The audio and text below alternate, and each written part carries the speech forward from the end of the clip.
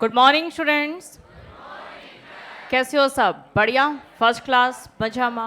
Okay, तो हम कर रहे हैं सी फाउंडेशन की जर्नी का सबसे इंटरेस्टिंग सब्जेक्ट क्वांटिटेटिव एप्टीट्यूड, और इसमें मैथ्स का सबसे lengthy chapter ratio, proportion, indices and logarithm. ये चैप्टर हम एग्जाम पॉइंट ऑफ व्यू से नहीं कर रहे हैं, ये केवल हम कैलकुलेशन के लिए कर रहे हैं। ठीक है, तो इतनी बात ध्यान में रखना। थोड़ा सा लेंदी है, इतना लेंदी चैप्टर मेरे ख्याल से और कोई भी नहीं है।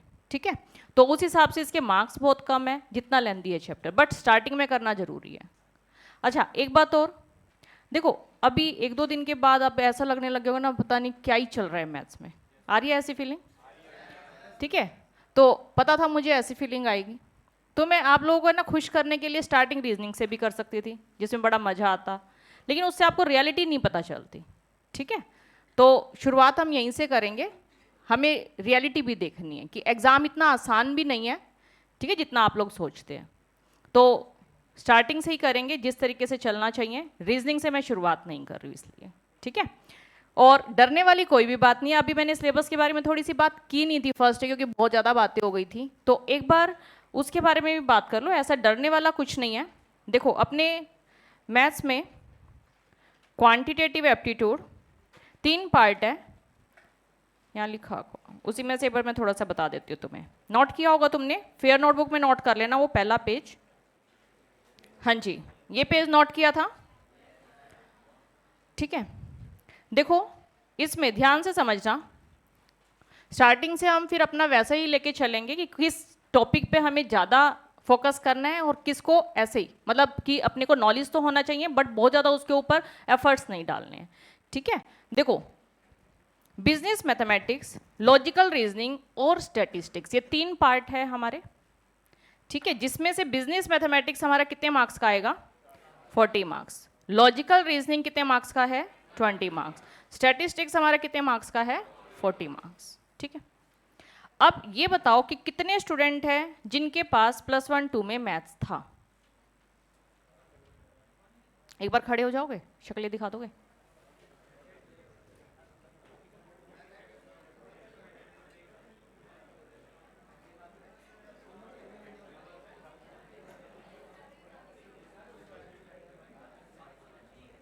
ठीक है, बैठ जाओ। हाँ जी, तो देख लिया आप लोगों ने कितने स्टूडेंट के पास मैथ्स है? मेरे ख्याल से 20% स्टूडेंट भी नहीं होंगे, है ना? 80% स्टूडेंट के पास मैथ नहीं है। दूसरा है लॉजिकल रीजनिंग और तीसरा पार्ट है स्टैटिस्टिक्स। तो अपने माइंड से एक तो ये बात निकाल दो कि हमारे पास मैथ था या नहीं था। ठीक है, इस बात से कोई भी लेना देना नहीं है। ये अपना जो मैथ है, मैथ नहीं है, ये क्वांटिटेटिव एप्टीट्यूड है, बिजनेस मैथमेटिक्स। ठीक है, इसका 11th 12th के मैथ से कोई भी लेना देना नहीं है। पहले तो ये बात दिमाग से निकाल दो। हाँ, थोड़ा सा उनको हेल्प मिल जाती है क्योंकि उन्होंने इतने लेंथी क्वेश्चन किए होते तो वो बस डरते नहीं है, इतनी सी बात है। आप लोगों के मन में थोड़ा सा डर होता है बस। ठीक है, अच्छा अब ये बताओ किस किस को मैथ से डर लगता है? एक बार शक्लें दिखा दो, खड़े हो जाओ।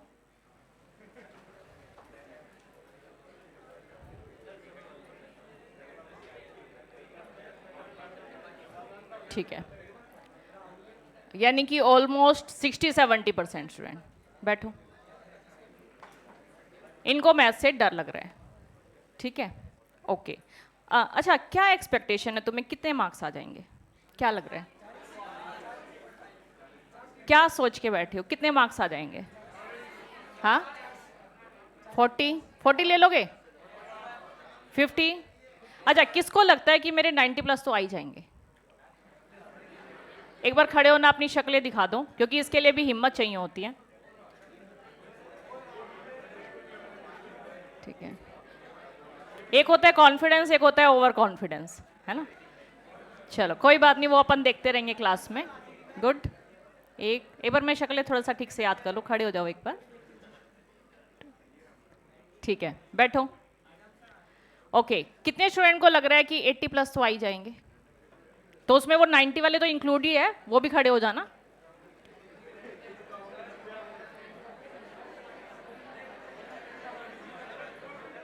हाँ जी, तो यानी कि अभी तक जितने स्टूडेंट बैठे हैं उसमें से लगभग 20% स्टूडेंट कह रहे हैं कि हमारे 80+ आ जाएंगे, है ना? ठीक है। अच्छा, किस स्टूडेंट को लग रहा है कि 40 भी नहीं आ पाएंगे?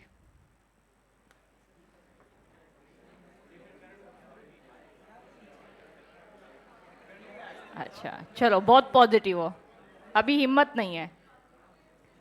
ठीक है, कोई बात नहीं, होनी भी नहीं चाहिए। ठीक है, ऐसे तो सोच ही नहीं होनी चाहिए, इस सोच के साथ बैठेंगे तो हम क्या ही करेंगे, है ना? चलो, अब दूसरी बात कि अगर हमने मैथ लिया तो हमने क्या क्या पढ़ लिया, एक बार इस पर थोड़ी सी चर्चा कर लेते हैं। देखो, जो मैथ वाले स्टूडेंट है, ध्यान से सुनना, मैथ वाले स्टूडेंट उन्होंने क्या क्या पढ़ा है। नॉन मैथ स्टूडेंट ज़्यादा ध्यान से सुनना कि उन्होंने क्या क्या पढ़ रखा है। ठीक है, मैथ वाले स्टूडेंट ने देखो, सबसे पहले आरपीआईएल कोई भी लेना देना नहीं है, चाहे आपके पास मैथ था नहीं था, कोई लेना देना नहीं है इस चैप्टर का, है ना? सेकंड, इक्वेशन 10th तक सभी ने पढ़ रखा है, वही इक्वेशन है। ठीक है, जो क्वाड्रेटिक इक्वेशन, लीनियर इक्वेशन आपने 10th क्लास में पढ़ी थी। लीनियर इनइक्वालिटी ये पढ़ा हुआ है मैथ स्टूडेंट ने। ठीक है, लीनियर प्रोग्रामिंग भी पढ़ा हुआ है, लीनियर इक्वेशन भी पढ़ा हुआ है। नेक्स्ट है मैथमेटिक्स ऑफ फाइनेंस, जिसमें simple interest, compound interest, annuity, ये टॉपिक मैथ नॉन मैथ किसी ने भी नहीं पढ़ रखा, जितना पढ़ रखा है सभी ने पढ़ रखा है ए स्टैंडर्ड में, सिंपल इंटरेस्ट, कंपाउंड इंटरेस्ट। ठीक है, परमुटेशन कॉम्बिनेशन मैथ स्टूडेंट ने पढ़ रखा है, सीक्वेंस एंड सीरीज पढ़ रखा है, set relation function, limit and continuity पढ़ रखा है, डेरिवेटिव इंटीग्रेशन पढ़ रखा है। ठीक है, तो ये वाले टॉपिक मैथ स्टूडेंट ने पढ़ रखे हैं। रीजनिंग सबके लिए नया है, किसी ने भी नहीं पढ़ रखा। अगर किसी ने कोई कॉम्पिटेटिव एग्जाम दिया होगा तो रीजनिंग किया होगा। ठीक है, जैसे IMO, NSO, ये इस टाइप के एग्जाम अगर दिए, ओलंपियाड दिया है या कोई और एग्जाम दिया है तो उसने रीजनिंग पढ़ रखा होगा। तो ऐसे कितने स्टूडेंट हैं जिन्होंने रीजनिंग पढ़ रखा है? ठीक है, तो ये तो अलग ही केस हो गया, इसका मैथ और नॉन मैथ से कोई लेना देना नहीं है। ठीक है, फिर है स्टैटिस्टिक्स, इसमें मैथ स्टूडेंट ने पढ़ रखा होता है प्रोबेबिलिटी। ठीक है, थ्योरेटिकल डिस्ट्रीब्यूशन उन्होंने नहीं पढ़ रखा होता। तो इतना पोर्शन है जो मैथ स्टूडेंट ने पढ़ रखा है। तो एक बार इन सब का टोटल करते, कितने मार्क्स का मैथ स्टूडेंट ने ऑलरेडी पढ़ रखा है। ठीक है, चलो चेक करते हैं। लीनियर इनइक्वालिटी ये आता है 0 to 2 मार्क्स का, तो हम एवरेज ले लेते हैं 1 मार्क्स। ठीक है, permutation combination 3 to 5 marks, average ले लेते हैं 4 मार्क्स। ठीक है, sequence and series 3 to 5 marks, average 4 ले लेते हैं। सेट रिलेशन फंक्शन ज़्यादातर 3 क्वेश्चन आते हैं, समटाइम 4, तो हम मैक्सिमम ले लेते हैं, चलो 4। Derivative integration 2 to 7 in general अभी थोड़ा सा ज़्यादा आने लग गए, पहले 2-3 क्वेश्चन आते थे, अब 4 तक आने लग गए, तो हम इसका भी एवरेज ले लेते हैं 4। प्रोबेबिलिटी ये आपके 5 to 7 क्वेश्चन आते हैं, मैं एवरेज ले लेती हूँ 6। ठीक है, अभी सबका टोटल करो कितना? 23। यानी कि मैथ स्टूडेंट अभी अगर पेपर देने लगे तो 20, अगर उनको 100% आते हैं ये टॉपिक, बात तो तब की है ना, अगर ये टॉपिक 100% आते हैं तो उनके कितने मार्क्स आ जाएंगे? 40 तो नहीं आए, है ना? 40 तो नहीं आए, यानी कि अभी वो भी पास के लायक तो नहीं है फाउंडेशन में। ठीक है, मैथ स्टूडेंट। ओके, अब नॉन मैथ स्टूडेंट ने भी ऐसा कोई गुनाह नहीं कर दिया है मैथ ना लेके, एक बार उनके बारे में भी बात कर लेते हैं। STD, statistical description of data, 11th standard में सबने पढ़ रखी है नॉन मैथ स्टूडेंट। डाटा कितने टाइप का होता है, ऑर्गेनाइज कैसे करते हैं, प्रेजेंट कैसे करते हैं, बार डायग्राम, पाई चार्ट, पढ़ रखा है सभी ने? ठीक है, ये पढ़ रखा है। MCD, mean, median, mode, quartile deviation, standard deviation, range, पढ़ रखा है। तो ये आपका हो जाता है 20 मार्क्स का। ठीक है, इसमें से अरे बात सुनो, सैम्पलिंग हटा दो। ठीक है, सैम्पलिंग मेरे ख्याल से नहीं पढ़ रखा, तो आप सैम्पलिंग हटा दो, तो हम एक बार इसको मिनिमम ले लेते हैं 17 मार्क्स। ठीक है, 2 से 3 नंबर का सैम्पलिंग आता है, एक बार ये हटा दिया 17। थ्योरेटिकल डिस्ट्रीब्यूशन ये किसी ने भी नहीं पढ़ रखा, चाहे वो मैथ स्टूडेंट हो चाहे वो नॉन मैथ स्टूडेंट हो। कोरिलेशन रिग्रेशन में से कोरिलेशन आप लोगों ने पढ़ रखा है 11th स्टैंडर्ड में, तो ये 4 to 5 मार्क्स का आता है, तो 2 मार्क्स का आप इसमें कोरिलेशन मान लो। ठीक है, बाकी रिग्रेशन है। इंडेक्स नंबर 4 to 5 ये पढ़ रखा होता है ना, पास्चे, लेस्पेरे, फिशर, ये मेथड आपने पढ़ रखे हैं। ओके, अब ये टोटल करना कितना हो गया, कितना, बाई चांस से। ओके चलो, तो यानी कि नॉन मैथ स्टूडेंट को भी इतना आता ही है, आता है ना? क्या मैथ वालों को क्या आता है? कौन से वाला? ये 23 मार्क्स का कहाँ पड़ा? अभी बताती हूँ, उस पर भी आती हूँ। ये प्योर उसकी बात हो रही है, केवल मैथ था या केवल नॉन मैथ था। अब बात हो रही है जिनके पास एडिशनल में मैथ था, ठीक है। अब ये देखो दोनों बराबर है बिल्कुल। पहले बताओ, दोनों एक साथ है? जितना नॉन मैथ स्टूडेंट को आता है उतना ही मैथ स्टूडेंट को आता है। अब थोड़ा सा एक्स्ट्रा एडवांटेज मिल जाता है जिनके पास मैथ भी था और इकोनॉमिक्स भी था, ठीक है। अब उन स्टूडेंट को देखो, उनको क्या बेनिफिट है, ये भी पढ़ रखा है और ये भी पढ़ रखा है, ठीक है। तो अभी टोटल करना उनको कितना मार्क्स का आता है, कितना, 46, ठीक है। तो वो जस्ट पास, अगर दोनों चीजें भी पढ़ रखी है। तो अभी फाउंडेशन उससे थोड़ा सा और एडवांस लेवल है। अपना केवल ये नहीं है, इसमें अब आपका रीजनिंग बचा, ये चैप्टर जो बिल्कुल नहीं पढ़ रखा, ये चैप्टर जो बिल्कुल नहीं पढ़ रखा, मैथमेटिक्स ऑफ फाइनेंस जिसका 8th स्टैंडर्ड का नाम है simple interest, compound interest, but वैसा कुछ भी नहीं है, ठीक है। और ये चैप्टर आरपीआईएल ये सबके लिए नया है, जितना पढ़ रखा है तुमने वैसा तुमने देख ही लिया होगा 2 लेक्चर में, वैसा कुछ नहीं है, ठीक है। तो ये चीजें सबके लिए नहीं है। तो यानी कि आप इसको हद मार के 50 मार्क्स का भी बना लो, अगर दोनों चीजें भी ले रखी है तो दोनों चीजें मिला के भी 50 मार्क्स का ही आता है। तो अभी हमें 50 मार्क्स की और मेहनत करनी है इस पर, ठीक है। तो पहले तो एक बार ये बताओ, नॉन मैथ स्टूडेंट आपके दिमाग में ये है कुछ भी कि हमने मैथ ना लेके कुछ गलती कर दी? बिल्कुल भी नहीं है, ठीक है। बिल्कुल एक जैसे हो, तुम्हें कुछ और पोर्शन आता है, उनको कुछ और पोर्शन आता है। मैथ वाले स्टूडेंट को थोड़ी सी स्टैटिस्टिक्स में प्रॉब्लम आती है और जिनके पास इकोनॉमिक्स था उनको थोड़ी सी मैथ में प्रॉब्लम आती है, तो दोनों एक बराबर है, ठीक है। तो पहले तो ये बात माइंड में रखो। फिर दूसरी चीज देखो, अपने को कितने मार्क्स लेने हैं। देखो स्टार्टिंग हमेशा एंड से करनी चाहिए, ठीक है। Start with the end. Last दिन इमेजिन करो आप एग्जाम हॉल में बैठे हुए हो, ठीक है। आप लोग एग्जाम हॉल में बैठे हुए हो और आप मान लेते पहले दिन लॉ का पेपर दे के आए, आपके पास कितना टाइम बचा है? लगभग 1.5 दिन, ठीक है। तैयारी करने के लिए 1 दिन का गैप होता है, फिर आपका नेक्स्ट पेपर होगा। तो 1.5 दिन के अंदर अभी जो आप 4, 5, 6 महीने जो भी मेहनत करोगे वो 1.5 दिन के अंदर आपको सारा रिवाइज करना है, ठीक है। तो 1.5 दिन के अंदर आपको पूरी की पूरी रिवीजन, मिनिमम टाइम में मैक्सिमम रिवीजन करनी है। तो उसके लिए आपकी ये जो कॉन्सेप्ट नोटबुक है ये बहुत हेल्पफुल रहेगी, ठीक है। तो इसको ठीक से मेंटेन करना है, केवल और केवल ये कॉन्सेप्ट नोटबुक ही पढ़ के जानी है, क्योंकि सारा का सारा कॉन्सेप्ट इसमें होगा, ठीक है। सब कुछ इसमें होगा, इसके बाहर कुछ भी नहीं आएगा। तो ये स्टार्टिंग से मेंटेन करके चलनी है। जो लास्ट में 1.5 दिन है आपको केवल और केवल ये कॉन्सेप्ट नोटबुक पढ़नी है, ठीक है। इतना ही कर पाओगे और बाकी मैं बताऊंगी। देखो आपके कॉन्सेप्ट नोटबुक में लास्ट में माइंड मैप छपे होंगे, ठीक है। वो माइंड मैप रीड करने हैं, फिर मैं आपको थ्योरी मैप दूंगी, वो थ्योरी मैप रीड करने हैं, ठीक है। तो उसमें आपका थ्योरी वाला सारा पोर्शन कवर हो जाएगा, सारा का सारा कॉन्सेप्ट आ जाएगा, सब कुछ उसमें रिवाइज हो जाएगा, सारी शॉर्टकट ट्रिक, कैलसी ट्रिक, सब कुछ, उसके बाहर कुछ नहीं आने वाला। तो 1.5 दिन 1.5 डे, उसके लिए आपको क्या करना है, कॉन्सेप्ट नोटबुक ये ठीक से शुरू से मेंटेन करनी है, ठीक है। इसमें कोई भी लापरवाही नहीं करनी है, यही हमें लास्ट में हेल्प करेगी। क्योंकि आप उस टाइम ना ही नया क्वेश्चन करोगे, कुछ भी नया नहीं पढ़ना है उस दिन। वैसे मैं उसके अलग से आपको बाद में डायरेक्शन दूंगी, अभी बिल्कुल हल्का हल्का सा बता रही हूँ तुम्हें कि वो 1.5 दिन के लिए हम ये कॉन्सेप्ट नोटबुक तैयार कर रहे हैं, ठीक है। तो पहली बात क्लियर हो गई कि कॉन्सेप्ट नोटबुक अच्छे से मेंटेन करनी है, ठीक है। अब दूसरी बात, ये कॉन्सेप्ट नोटबुक हो गई एक काम। दूसरी बात, हमको एग्जाम क्लियर करना है, यही टारगेट है हमारा। किसी को मैथ से बहुत ज्यादा प्यार तो नहीं है? बहुत ज्यादा प्यार तो नहीं है? हाँ, ये बात माइंड में रखना, अपने को मैथ से प्यार नहीं है।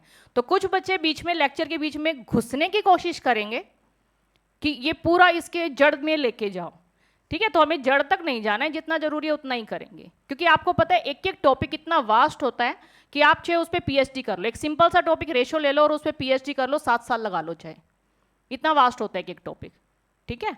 तो अपने को पीएचडी नहीं करनी है किसी पर्टिकुलर टॉपिक पे, अपने को जितना एग्जाम में जरूरी है उतना ही करेंगे। एग्जाम ओरिएंटेड स्टडी में भी 4 से 6 महीने लग जाते हैं जो अपना सिलेबस है, ठीक है। तो आप इतना मिनिमम टाइम लगेगा ही लगेगा, ठीक है। तो अपनी स्टडी एग्जाम ओरिएंटेड रखनी है, तो शुरू से ही माइंड में रखना क्वेश्चन वैसे ही हो, बहुत ज्यादा नहीं घुसना है उसमें, ठीक है। हाँ, आप क्वेश्चन पूछो, अगर मुझे लगेगा बताना चाहिए तो मैं बता दूंगी, अगर लगेगा कि इररिलेवेंट है, अपने को इतनी जरूरत नहीं है, तो मैं मना कर दूंगी, ठीक है। तो उस चीज के लिए तैयार रहें। ओके, तीसरी बात, अपने को एग्जाम ही क्लियर करना है, तो हम स्टार्टिंग कैसे करेंगे? क्या बताया था सबसे पहले? स्विमिंग का एग्जाम्पल, सबसे पहले बेसिक, कि अपने 40 मार्क्स आ जाए। तो 40 मार्क्स कहाँ से लेने हैं, इसका शुरू से ही अपने माइंड में रखो कि कहाँ से लेने हैं अपने को वो 40 मार्क्स, कहाँ हमें ज़्यादा फोकस करना है। तो एक बार पहले नॉन मैथ स्टूडेंट के हिसाब से मैं बता रही हूँ, ठीक है। मैथ स्टूडेंट की मुझे टेंशन नहीं है, क्योंकि उनका दिमाग एटलीस्ट खुल जाता है मैथ में, तो वो समझ लेते हैं, ठीक है। तो नॉन मैथ के हिसाब से मैथ वाले उसको अपने हिसाब से एडजस्ट कर लेना, वैसे उनकी टेंशन नहीं है। तो ये बिल्कुल ध्यान से स्टार्टिंग में देखो, लॉजिकल रीजनिंग। देखो ये जो लॉजिकल रीजनिंग है 20 मार्क्स की, जो सबके लिए नहीं है, इसमें ऐसा कुछ भी नहीं है जो आपको समझ ना आए। 100% हर बच्चा इसको आराम से कर सकता है, किसी भी स्टूडेंट को, सिंगल स्टूडेंट को भी इसमें प्रॉब्लम नहीं होती। तो ये आपका टारगेट होना चाहिए 20 आउट ऑफ 20, एक सिंगल नंबर भी इसमें नहीं कटना चाहिए। तो ये हम करेंगे मेन बुक से बिल्कुल अच्छे से, पास्ट ईयर जितने भी एग्जाम में क्वेश्चन आए हुए हैं और एडवांस प्रॉब्लम, ये सारा बिल्कुल अच्छे से करना है। तो देखो मेन फोकस आपका क्या होना चाहिए? रीजनिंग, ठीक है। 100% 20 मार्क्स, बहुत बुरे से बुरा भी मान लेना हम इसमें, तो 18 मार्क्स हर बच्चा ले आता है, बहुत बुरे से बुरा भी मान ले, ठीक है। लेकिन हम 15 मार्क्स मान ले, इसमें 15 मान ले, चलो हम मान लेते हैं आपकी किस्मत बहुत खराब है, 15 मार्क्स तो ले ही लोगे, ठीक है। अब दूसरा फोकस आपको करना है ये दो टॉपिक पे। ये तो दो टॉपिक नजर आ रहे हैं, ये तो मैथ नॉन मैथ सभी के लिए है, एसटीडी, सैम्पलिंग, एमसीडी। इसमें से 18 to 20 मार्क्स आईसीआई ने बोला है, लेकिन इन जनरल 19 क्वेश्चन इसमें से आ जाते हैं, और इसमें भी कहीं पे भी नहीं कटते, बिल्कुल बेसिक है, बिल्कुल बेसिक फॉर्मूले। हाँ, फॉर्मूले बहुत ज़्यादा है, ठीक है, 150 से ज़्यादा फॉर्मूले हो जाएंगे, फॉर्मूले बहुत ज़्यादा है, बट बहुत आसान है, ठीक है। तो ये इस पे फोकस करेंगे, इसमें 18 to 20 आराम से आ सकते हैं, कहीं पे भी नहीं कटते इसमें भी। तो ये आपका मिनिमम मैं मान लेती हूँ 15 मार्क्स, तो 30 मार्क्स हो गए। समझ में आ रहे कहां से लेने हैं? फिर तीसरा है ये चैप्टर, मैथमेटिक्स ऑफ फाइनेंस। ये चैप्टर आपका केवल ये अभी 12 to 16 दे रखा है, लगभग 14 क्वेश्चन इसमें से आ जाते हैं, 14-15 क्वेश्चन, अभी तक इससे कम नहीं आए हैं, 14 से कम। तो ये जो चैप्टर है केवल अभी अभी नहीं, इंटर में भी काम आएगा। पूरी एक बुक है फाइनेंशियल मैनेजमेंट, वो इस पे बेस है, ठीक है। तो ये पूरी की पूरा ये जो मैथमेटिक्स ऑफ फाइनेंस है, ये अभी प्लस एक पूरी की पूरी बुक इंटर में, तो बहुत इंपॉर्टेंट टॉपिक है। केवल ये 15 मार्क्स की वेटेज नहीं रखता, बहुत ज़्यादा वेटेज रखता है। तो ये बिल्कुल अच्छे से करेंगे, जिसका आपका पहले की नॉलेज से कोई लेना देना नहीं है, और हार्डली 4 से 5 दिन का टॉपिक है, ठीक है। और कितने मार्क्स लाएगा? 15 मार्क्स। तो हम इसमें मिनिमम मान ले 12 मार्क्स, 12 तो ले ही लोगे, कितना भी बुरे से बुरा हो जाए 12 से कम नहीं आएंगे किसी के, ठीक है। अभी चेक करो कितने हो गए, कितने हो गए पास, ठीक है। तो फोकस समझ में आ रहा है कहाँ रखना है, ठीक है। तो ये पासिंग वाली टेंशन तो मुझे है ही नहीं, अगर ये टॉपिक अच्छे से कर लेते हो, यानी कि मैं रीजनिंग तुम्हें शुरू में ही करा दूं। हाँ नहीं, देखो पता है रीजनिंग हम लास्ट में करेंगे, क्योंकि ना अभी शुरू में लग रहा है पता नहीं कितना ही टाइम है, लेकिन आप देखोगे ना लास्ट तक हमारा सिलेबस ही चलता रहेगा। मैं सबसे स्टार्टिंग में आती हूँ, सबसे एंड में जाती हूँ, ठीक है। तो बहुत लेंदी सिलेबस है, तो हम रीजनिंग को थोड़ा सा जल्दबाजी में भी कर सकते हैं अगर टाइम कम रह जाता है, ठीक है।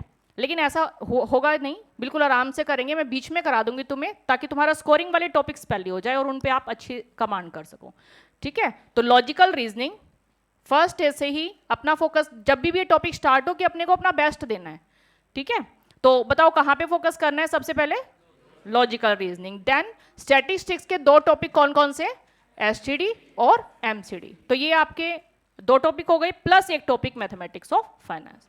तो ये 3 टॉपिक ऐसे है, रीजनिंग, ये 2 टॉपिक और एक ये जो आपको 100% पास करा देंगे। तो पासिंग का डर यहाँ खत्म। और इनमें से देखो मजे की बात ये है, नॉन मैथ स्टूडेंट के लिए देखो, किसी का भी कोई मैथ से लेना देना इनमें चेक करो, मैथमेटिक्स ऑफ फाइनेंस सबने एक जैसा पढ़ रखा है, 11 12 में मैथ लिया था नहीं लिया था, कोई लेना देना नहीं है। लॉजिकल रीजनिंग कोई लेना देना नहीं है, और ये 2 टॉपिक ये तो हमने पढ़ ही रखे हैं, ठीक है। तो नॉन मैथ स्टूडेंट को भी ऐसे डरने वाली जरूरत नहीं है। अच्छा, मैथ स्टूडेंट को भी ऐसे घबराने की जरूरत नहीं है, वो आराम से समझ लेंगे। ये तो उनका, क्योंकि मैथ कैलकुलेशन तो एटलीस्ट अच्छी हो ही जाती है, तो ये जल्दी समझ में आएगा। लॉजिकल रीजनिंग भी उनका स्ट्रॉन्ग हो ही जाता है मैथ करके, और ये थोड़ा सा आपको एफर्ट्स लगाना है, इसमें थोड़ी सी प्रॉब्लम होती है, क्योंकि इसमें थोड़ा सा थ्योरी वाला पोर्शन आ जाता है ना, वो थोड़ा सा एफर्ट्स आपको लगाने पड़ेंगे, ठीक है। तो ये सबके लिए है। तो ये बताओ, पासिंग वाला सबको क्लियर हो गया? तो एक बार सबकी आवाज, कौन कौन सा टॉपिक अपने को पहले करना है? लॉजिकल रीजनिंग, एसटीडी, एमसीडी और मैथमेटिक्स ऑफ फन, इन पे फोकस करना है। तो पासिंग वाला डर खत्म हो गया। उसके बाद जितने एफर्ट्स करते जाओगे वो आपको एक्स्ट्रा बोनस है, आपके मार्क्स बढ़ाता जाएगा, ठीक है। अब ये जो चैप्टर हम कर रहे हैं आरपीआईएल, ये केवल और केवल ताकि ये बाकी के 17 चैप्टर हमें कैलकुलेशन में बार बार परेशानी ना करे, बस इसलिए कर रहे हैं, ठीक है। अगर किसी स्टूडेंट को, ये ऑनलाइन वर्चुअल सभी स्टूडेंट सुन लो, अगर किसी को फिर भी प्रॉब्लम रहती है, अभी क्लास में बार बार इसके अंदर मत जाओ कि ये बता दो, दोबारा बता दो, ये नहीं आ रहा, वो नहीं आ रहा, ऐसा नहीं करो। लास्ट में अपन दोबारा कर लेंगे ये, ठीक है। अभी बस एक बेसिक सी कैलकुलेशन समझ में आ जाए, छोटा छोटा कैलकुलेशन की, बस कैसे कैलकुलेट करना है, बस इससे ज़्यादा और कुछ भी नहीं काम आना। जैसे रेशो में एक बेसिक कैलकुलेशन की 2 रेशो दे रखे है, टोटल दे रखा है, तो कैसे फाइंड आउट करना है, बस इतना सा आगे काम आएगा। इंडिसेस में बेस सेम हो तो पावर ऐड हो जाती है, ऐड करके दे रखी है, अलग अलग कर सकते हैं, बस इतना बेसिक, ठीक है। तो ऐसे छोटे छोटे बेसिक ही काम आएंगे अपने को आगे। लॉगरिथम में कैल्सी पे कैसे फाइंड आउट करना है, बस ये अपना मैथमेटिक्स ऑफ फाइनेंस में काम आएगा, ठीक है। तो इतनी बेसिक सी कैलकुलेशन के लिए अपन स्टार्टिंग में कर रहे हैं। तो शुरू में ज़्यादा टाइम वेस्ट मत करना, क्योंकि अगर अभी टाइम वेस्ट कर देना, चाहे इस वाले चैप्टर पे मैं 30 दिन लगा लूँ तो भी कम पड़ेंगे, इतना वास्ट है ये। अगर इसमें 300 क्वेश्चन है तो 300 वैरायटी है क्वेश्चन की, ठीक है। तो समझ में आ रहा है, इस पर ज़्यादा टाइम वेस्ट नहीं करना है, एक बेसिक सी अंडरस्टैंडिंग अपने को हो जाए, बस इतना करना है। और एग्जाम पॉइंट ऑफ व्यू से हम लास्ट में दोबारा कर लेंगे, ठीक है। ये वाला चैप्टर केवल एक चैप्टर, ठीक है। चलो अभी स्टार्ट करते हैं। हमारा रेशियो प्रोपोर्शन हो गया था, एक बार उसके डाउट ले लो, मेन बुक। अच्छा ये बताओ, टाइम नोट किया था सभी ने? 1 to 34 सभी ने टाइम नोट किया है? आवाज नहीं आती आपकी क्लास में। सभी ने टाइम नोट किया है? ठीक है। तो एक बार मुझे अपना टाइम बताओगे, जिसको लगता है कि मेरा सबसे कम टाइम लगा है, जिसको लगा है कि मुझे सबसे कम टाइम लगा है, कितने मिनट?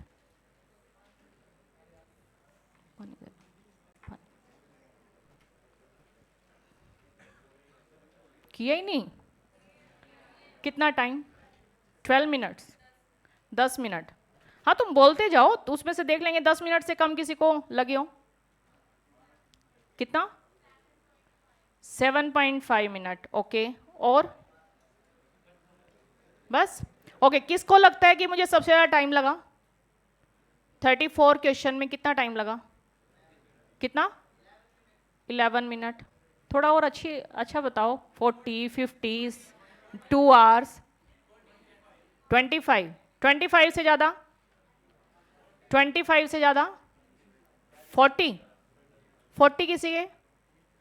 40, ठीक है, ओके। किसी को 2 घंटे लगे हो? ऐसा कोई भी नहीं है? क्या बात है, क्या बात है भाई, अपने लिए जोरदार तालियां बजा दो। क्या बात है, 2 घंटे तो नहीं लगाए, क्या बात है। चलो, यानी कि मैक्सिमम 40 मिनट है ना। तो अपना जो भी टाइम लगाए कोई दिक्कत नहीं है, उसी को बार बार प्रैक्टिस करते रहो, नेक्स्ट टाइम कम टाइम लगेगा, ठीक है।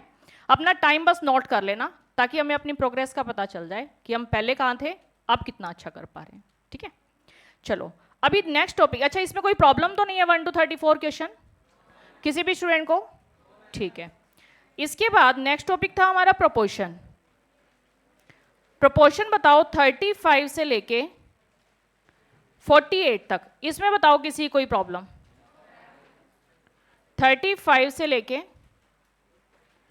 48 तक कौन सा? 40? एक बार 35 से 39 बताओ। 35 से 39, ठीक है। 40 से 43 कौन सा? 42, ओके। इधर 40, 46, ओके। 42 क्वेश्चन किस किस की प्रॉब्लम है? एक इशू, ओके। देखो ये वैल्यू आपको प्रोपोर्शन में दे रखी है, एक्स फाइंड आउट करना है। प्रोपोर्शन का मतलब बताओ, कॉन्सेप्ट क्या है, AD इक्वल टू BC, तो AD तो यानी कि 1/2 इंटू 1/x किसके इक्वल, 1/3 इंटू 1/5, सिंपल। तो यहां देखो 1/2x किसके इक्वल है, 1/15, क्रॉस मल्टीप्लाई कर दे, क्रॉस मल्टीप्लाई किया, देखो ये 15 इधर आ गया, 2 इधर ही रहने दे, x को उधर ले जाते हैं, तो x की वैल्यू आ गई 15/2, तो x फाइंड आउट करना था 15/2, ठीक है। हाँ जी, 43 तक बताओ कोई प्रॉब्लम, कौन सा, अभी कराया ही नहीं, हाईलाइटेड लास्ट में करेंगे, हाईलाइटेड, अभी ये प्रोपोर्शन तक डाउट ले लूं, उसके बाद हाईलाइटेड करवाती हूँ, ठीक है। अभी 43 तक बताओ किसी की प्रॉब्लम नहीं है, 44 से 48 बताओ किसी की प्रॉब्लम, 44, देखो a की वैल्यू 2.5, b की वैल्यू 1.5, c की वैल्यू 2.5, d की वैल्यू 1.5, चारों वैल्यू है हमारे पास, इसमें पुट कर दो। a की वैल्यू कितनी है 2.5, d की वैल्यू 1.5, b की वैल्यू 1.5, c की वैल्यू 2.5, कैंसिल हो रहा है कुछ, सारी वैल्यू कट कट कट, कितना आंसर 1, तो 1:1, सिंपल, ठीक है। सेकेंड पार्ट में भी problem, a plus C, a की वैल्यू कितनी है 2.5, c की वैल्यू कितनी है 2.5, b की वैल्यू 1.5, d की वैल्यू 1.5, ऊपर कितना हो गया 5, डिवाइड में कितना हो गया 3, कितना आंसर 5/3, सिंपल। 46 क्वेश्चन किसकी प्रॉब्लम है, 46, देखो यहां क्या दे रखा है P/Q, R/S, ऊपर ऊपर वाली वैल्यू की सब्ट्रैक्शन कर रहे हैं, P माइनस R, डिवाइड वाली वैल्यू की सब्ट्रैक्शन कर रहे हैं, तो ऊपर ऊपर वाली वैल्यू को सब्ट्रैक्ट कर दें तो उस लो को क्या बोलते हैं, सबट्रेंडो। हाँ जी, क्या कह रहे हो, क्यों नहीं, ये ऐसे है P minus R upon Q minus S, ठीक है, ओके। हाँ जी, ये पूरी वैल्यू है कंप्लीट, ठीक है, इस पूरे के डिवाइड में। हाँ जी, 46 हो गया, 48 तक बताओ किसी की कोई प्रॉब्लम, 48 तक कोई प्रॉब्लम नहीं, तो ये बताओ रेशियो प्रोपोर्शन अच्छे से आ गया सभी को, सभी को, ठीक है। अभी 2 क्वेश्चन देखो जो हमारे हाईलाइटेड थे, 16th क्वेश्चन, एक बार पढ़ो क्वेश्चन, पढ़ो क्वेश्चन क्या कह रहा है,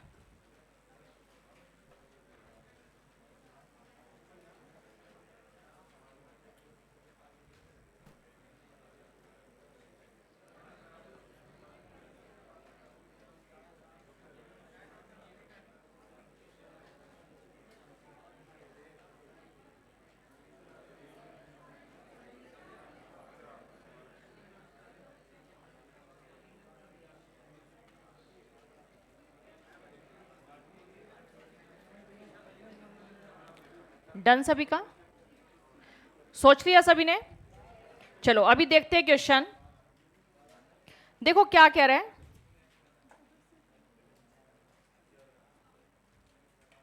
ये कह रहा है टोटल फॉर 850 रुपीज है, डिवाइडेड अमंग ABC, बताना किस रेशो में डिवाइड किया है, 3:4:5। आगे ये क्या कह रहा है, ए का जो भी शेयर है उसने अपने 15 रुपीज हटा दिए, बी ने अपने 10 रुपीज और सी ने अपने 25, ठीक है। अब हमें फाइंड आउट करना है बी का शेयर, इतना सा क्वेश्चन है। अभी देखो क्वेश्चन में क्या दे रखा है, देखो टोटल इनके पास कितने रुपए थे 4850, यही कह रहे हैं टोटल 4850 रुपीज थे, एबीसी में डिवाइड करने थे। अब जो भी उनका शेयर आया होगा वो थोड़ी सी अजीब सी वैल्यू थी, पर वो तुम जैसे स्मार्ट बच्चे थे, उन्होंने क्या किया, जो मान लेते 415 रुपीज थे, तो ये 15 रुपीज साइड में रख दिया ताकि सीधा सीधा राउंड फिगर आ जाए 400, ठीक है। समझ पा रहे हो क्या किया, इनका जो भी शेयर था उन्होंने कुछ कुछ पैसे साइड में कर दिए, तो जो ए है उसने अपने 15 रुपीज उठा के साइड में रख दिए, बी ने अपने जो भी शेयर था 10 रुपीज उठा के साइड में रख दिए, सी ने अपने 25 रुपीज उठा के साइड में रख दिए। तो ये देखो इन्होंने साइड में कितना पैसा रख दिया 50 रुपीज, इतनी बात समझ में आ रही है। अब उनका जो भी शेयर आया है उसका रेशो दे रखा है 3:4:5। अब मुझे बताओ ये जो 3:4:5 है, क्या ये 4:8:50 का रेशो है? 50 रुपीज साइड में हो गए ना, तो इसमें से 4:8:50 में से 50 रुपीज तो उन्होंने उठा के साइड में रख दिए ना, तो बताओ कितने रुपए का शेयर है ये? 4800। इतनी बात समझ में आ रही है? ये बताओ सबको समझ में आया क्या? ठीक है, अब आगे तो सेम है, करो। ये टोटल 12, हमें कितना दे रखा है? 4800, कितने से मल्टीप्लाई करके आया? 400, सेम सब पे अप्लाई। 400 तो पहली value, 1200 next value, next value, यहां तक बताओ कोई प्रॉब्लम? क्लियर? अब देखो ये क्या कह रहे हैं, बी का शेयर फाइंड आउट करो। ये तो साइड में रख दिए थे ना पैसे 1610 में से, तो 10 रुपीज वापिस ऐड कर दे, उसका शेयर तो ये था ना 1610। क्लियर? तो ये आंसर आ जाएगा। तो इसका सॉल्यूशन अपनी बुक में ही कर लेना, लेकिन क्वेश्चन के साथ मत करना, आगे पीछे कर लो किसी और पेज पे। ठीक है, जितने भी हाईलाइटेड क्वेश्चन है उनका सॉल्यूशन बुक में ही कर लेना, लेकिन आगे पीछे सेम पेज पे मत करना, क्योंकि दोबारा रिवाइज करोगे वहां सॉल्यूशन देखने का मन करेगा आपका। उससे नेक्स्ट पेज पे कर लो या उससे पहले पेज पे कर लो, सेम पेज पे मत करना। हाँ, क्वेश्चन नंबर डाल लेना और वहां सॉल्यूशन लिख दो। ये हाईलाइटेड बुक में, नॉन हाईलाइटेड तो आपके कॉन्सेप्ट नोटबुक में हो ही जाएंगे। हाँ, जहां नोट्स के लिए जगह छोड़ रखी है वहां कर सकते हो। आपकी बुक नोट इसमें नोट्स के लिए 2 पेजेज छोड़ रखे होंगे, उधर कर लो। नोट्स के लिए 2 पेजेज है, मेन बुक में 2 पेजेस छोड़ रखे हैं हर चैप्टर के बाद। हर चैप्टर के लास्ट में 2 पेज हैं नोट्स के लिए। ठीक है, उधर कर दो इसका सॉल्यूशन, जो भी हाईलाइटेड क्वेश्चन है।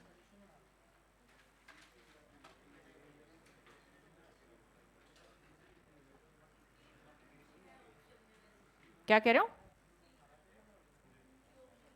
तो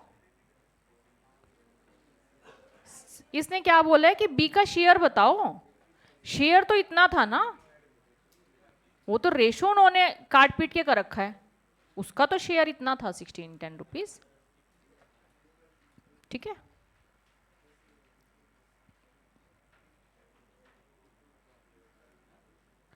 स्टेटमेंट नहीं लिखनी, केवल आंसर आंसर, केवल आंसर, स्टेटमेंट नहीं लिखनी, केवल आंसर आंसर। ये सॉल्यूशन नोट करो, केवल क्वेश्चन नंबर डालो 16, इसका सॉल्यूशन। ठीक है, बस इतना सा करना है।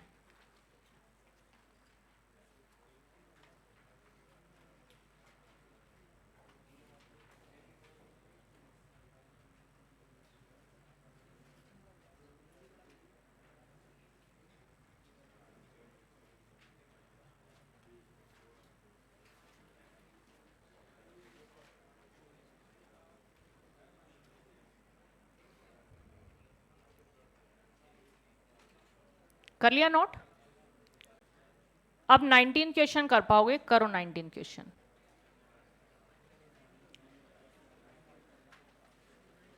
जीबीसी से कर देना 19, तो कॉन्सेप्ट यही है।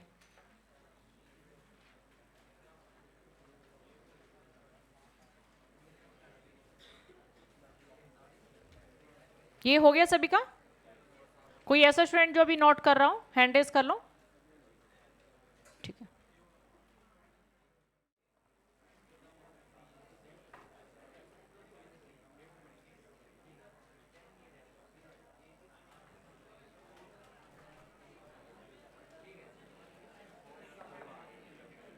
डन। हाँ जी, अभी देखो 19 क्वेश्चन हो गया सभी का।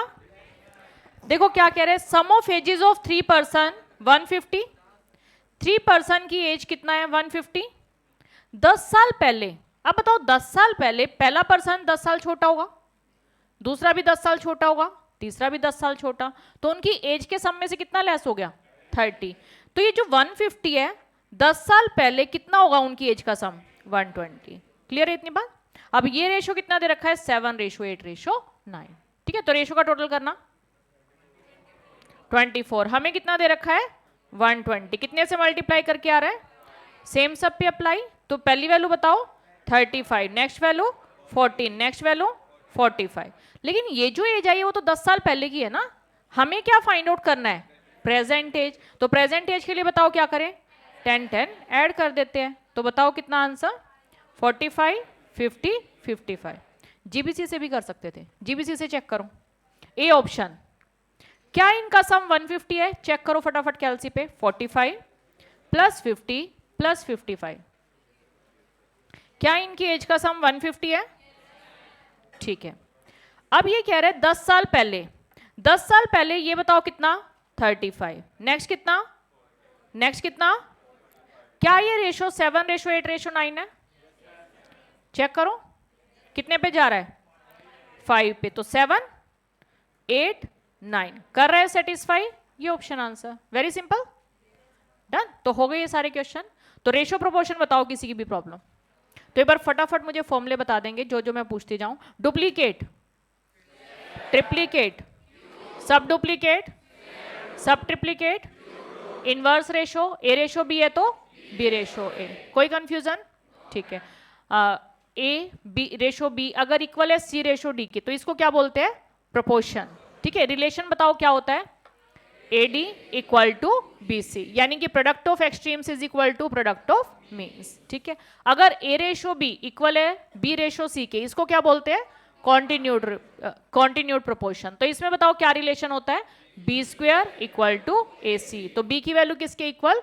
√AC। क्लियर यहां तक? ठीक है। इन्वर्टेंडो बताओ क्या कहता है? अगर A ratio B C ratio D के इक्वल है तो इन्वर्टेंडो किसको बोलेंगे? इक्वल टू डी रेशो सी। उल्टा कर देंगे तो इन्वर्टेंडो। एक वैल्यू अगर अल्टर कर देंगे तो अल्टरनेंडो। ठीक है। 1 ऐड कर देंगे तो कॉम्पोनेंडो, 1 सब्ट्रैक्ट कर देंगे तो डिविडेंडो, दोनों को आपस में डिवाइड कर देंगे तो कॉम्पोनेंडो एंड डिविडेंडो। ऊपर ऊपर वाली वैल्यू ऐड कर देंगे एडेंडो, सब्ट्रैक्ट कर देंगे सब्ट्रेंडो। ये सारे रूल क्लियर है? सिंपल। तो इतना सा कॉन्सेप्ट था रेशो प्रोपोर्शन। हो गए। 4 वैरायटी थी हमारी रेशो में, एक टाइप के क्वेश्चन थे प्रोपोर्शन में। Done done. चलो अभी नेक्स्ट इंडिसेस। तो एक बार जहां आपके फॉर्मूले दे रखे उधर आओ स्टार्टिंग में। इंडिसेस, इनवर्स प्रोपोर्शन, ये देखो इनवर्स प्रोपोर्शन होता है वैसे तो A ratio B equal to C ratio D होता है। ठीक है। तो यहां से देखो क्या आ गया? A by B equal to C by D, cross multiply किया AD इक्वल टू BC। इसको बोलते हैं डायरेक्टली प्रोपोर्शनल। ठीक है। एक होता है इनवर्सली प्रोपोर्शनल जिसमें A B equal to CD होता है। इसमें क्या होता है? AD इक्वल टू BC, उसमें होता है AB इक्वल टू CD। इसको ऐसे लिखते हैं A is proportional to B, inversely proportional है। ठीक है। जब हम ये साइन हटाते हैं तो एक कांस्टेंट टर्म आ जाती है K बाई बी, तो यहां से क्रॉस मल्टीप्लाई करोगे तो A भी आ जाएगी उस वैल्यू के इक्वल। सिमिलरली C भी उसी के प्रोपोर्शनल होगा। एक क्वेश्चन में एक ही होता है K, तो यहां से C is equal to K by D आ जाएगा, तो CD भी उस K के इक्वल हो जाएगा। तो ये दोनों वैल्यू इक्वल है ना, K के इक्वल है, तो A भी इक्वल टू CD आ जाएगा। जब डायरेक्टली प्रोपोर्शनल होता है A directly proportional to B, तो ये A is equal to KB होता है, तो यहां से A by B equal to K आता है। सिमिलरली C भी उसी के प्रोपोर्शनल होगा, तो C is equal to KD, तो C by D is equal to K, दोनों वैल्यू K के इक्वल, तो A by B equal to C by D. तो यहां से क्रॉस मल्टीप्लाई करोगे AD इक्वल टू BC। ठीक है। तो आपको इतनी डिटेल में नहीं जाना है कि क्या होता है। जब भी डायरेक्टली प्रोपोर्शनल हो आपको क्या करना है? AD equal to BC। जब भी इनवर्सली प्रोपोर्शनल हो क्या करना है? AB equal to CD। Simple, बस इतना से याद रखना है। ठीक है। तो यहां पे लिख रखा होगा इनवर्सली प्रोपोर्शनल, यहां लिख लो AB equal to CD, directly proportional है तो AD इक्वल टू BC, बस। ठीक है। तो वैसे इनवर्सली प्रोपोर्शनल अपने सिलेबस में नहीं है, बट एक बार एग्जाम में क्वेश्चन आया था, बहुत पहले 2006-7 के अराउंड, उसके बाद कभी नहीं आया। ठीक है।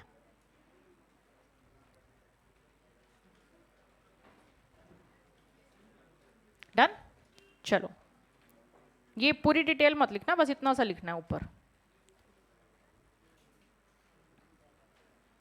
अभी कर लिया नोट। अभी नेक्स्ट टॉपिक है इंडिसेस। अभी लास्ट लेक्चर में हमने बस टाइम पास किया था, अभी आज से शुरुआत कर रहे हैं इंडिसेस की। ठीक है। हाँ जी, इंडिसेस, इंडिसेस केवल एक रिप्रेजेंटेशन है। ठीक है। अगर हमें दे रखा है 2 × 2 × 2, तो इस बात को लिखने का एक और तरीका है हमारे पास 2 की पावर 3। तो बस एक रिप्रेजेंटेशन है कि बार बार ऐसे मल्टीप्लाई के साइन ना लगाने पड़े, तो हमने इसको ऐसा लिख दिया, सिंपल। तो ये 2 की पावर 3, इसको हम बोलते हैं बेस, इसको हम बोलते हैं पावर, और पावर का नाम होता है इंडेक्स और इसका प्लूरल होता है इंडिसेस। तो इंडिसेस का मतलब होता है पावर, ठीक है। तो इसके कुछ रूल्स होते हैं, तो रूल्स इस बुक में से ही देखेंगे। फर्स्ट रूल, बेस सेम हो तो पावर ऐड हो जाती है, ठीक है। बेस सेम हो, डिवाइड में हो तो पावर सब्ट्रैक्ट हो जाती है। एक ही पावर है, उसकी पावर एन हो तो मल्टीप्लाई हो जाती है। इसको एम एन लिख सकते हो, एन एम लिख सकते हो। क्यों? देखो 2 इंटू 3 कर लो, 3 इंटू 2 कर लो, एक ही बात है ना, कोई फर्क नहीं पड़ता। या फिर एन की पावर एम। तो ये वाला रूल इंपॉर्टेंट है, ये अपने क्वेश्चन में बहुत जगह काम आएगा, ठीक है। काफी सारे आगे कैलकुलेशन जब हम करा करेंगे मैथ में, स्टैट में, आगे वाले चैप्टर में, तो ये वाला रूल काफी जगह यूज होगा, एक ये वाला रूल, ठीक है। तो एक ही पावर एम, उसकी पावर एन हो तो एम एन लिख सकते हैं, एन एम लिख सकते हैं, एन की पावर एम लिख सकते हैं। बेस सेम हो तो पावर ऐड हो जाती है, ऐड करके दे रखी है, अलग अलग लिख सकते हैं। ये 2 रूल अपने काम आएंगे। नेक्स्ट है, अगर पावर है आपकी, दोनों पे अलग अलग अप्लाई कर सकते हो। डिवाइड में अगर वैल्यू है तो पावर अलग अलग कर सकते हो, किसी की भी पावर 0 हमेशा 1। अगर इक्वालिटी का साइन है, बेस आपका सेम है तो पावर भी सेम होगी, पावर सेम दे रखी है तो बेस भी सेम होगा। तो ये कुछ बेसिक रूल है। इसके बाद कुछ सर्ट्स के रूल है। सर्ट्स होता है ये ऐसे फ्रैक्शन में पावर, तो अगर n रूट ए दे रखा है, इसका मतलब होता है a की पावर 1/n। तो मुझे बताओगे 3√5 इसको क्या लिख सकते हैं? 5 की पावर 1/3। 7√3 इसको बताओ क्या लिख सकते हैं? 3 की पावर 1/7। क्लियर हो गया सभी को? तो ये रिप्रेजेंटेशन है। ऐसे अगर 2 वैल्यू है तो अलग अलग लिख दो, ये भी सेम ही है। ये दोनों सेम है, इसमें कुछ अलग नहीं है, ये भी छोड़ो। अभी एक रूल इसमें नोट करो, a की power -m negative power divide में जाके पॉजिटिव हो जाती है। तो अगर नेगेटिव पावर दे रखी है, डिवाइड में जाके पॉजिटिव हो जाएगी। एक ये लिखो, अगर a की पावर b, a की power n equal to b दे रखा है, तो आप इसको ऐसा लिख सकते हो a इक्वल टू b की पावर 1/n, यानी कि n पावर उस तरफ जाके 1/n पावर हो जाती है। तो ये 2 रूल हो रहे हैं जो अपने को यूज होंगे।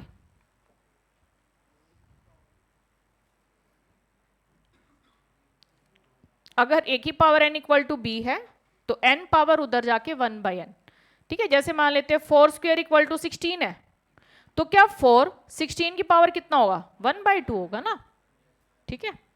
तो n पावर उस तरफ जाके 1/n हो जाती है, ठीक है। तो बस इतने से रूल है जो हम इस चैप्टर में यूज करेंगे, ठीक है। अभी एक बार पहले क्वेश्चंस पे आते हैं।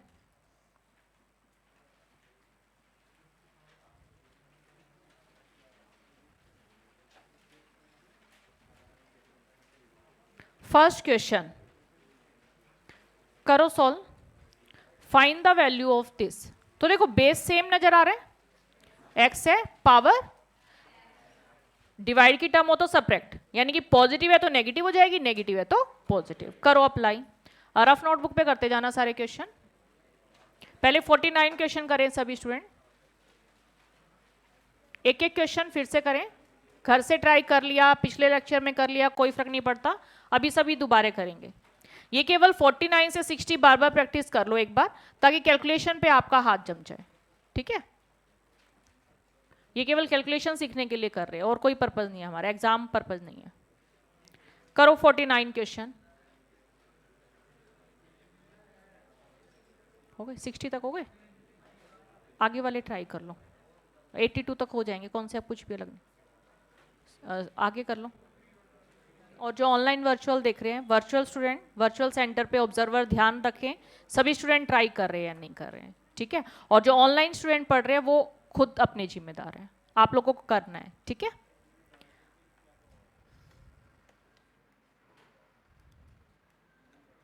$49 क्वेश्चन, देखो किसी की प्रॉब्लम, कोई भी स्टूडेंट जिसको ना समझ में आया हो? ओके, देखो बेस सेम है, नेगेटिव पावर है, ऊपर जाके पॉजिटिव। तो बताओ क्या मैं इसको ऐसा लिख दूं, 4x की पावर -1 + 1/3। यहां तक बताओ कोई कंफ्यूजन? ठीक है। अब एलसीएम लेते हैं, एलसीएम बताओ कितना आएगा? 3, पहली वैल्यू -3 + 1 कितना हो गया -2/3। क्लियर यहाँ तक? तो ये वैल्यू देखो हमारे पास क्या आ गई 4 x की पावर -2/3, ये आंसर। Very simple. ठीक है, 50th क्वेश्चन। अब देखो इसमें कौन सा रूल लगना है, पहले रूल देख लेते हैं। पावर अलग अलग अप्लाई हो जाती है। देखो a इंटू बी, इसकी पावर अगर m हो तो वो a की भी पावर होती है, b की भी पावर होती है, ये रूल अप्लाई होगा। दूसरा रूल इसमें a की पावर m, उसकी पावर अगर n हो तो क्या लिख सकते हैं a की पावर m। बस ये दो रूल इसमें यूज हो रहे हैं। फिर बेस सेम हो तो पावर ऐड। ठीक है, बेस सेम पावर ऐड, तो a की पावर m, a की पावर n क्या लिख सकते हैं a की पावर m प्लस n। ये रूल यूज हो रहे हैं। तो एक बार 50th क्वेश्चन ये 3 रूल सामने रख के अपने फिर ट्राई करके देखो किसी को प्रॉब्लम है क्या।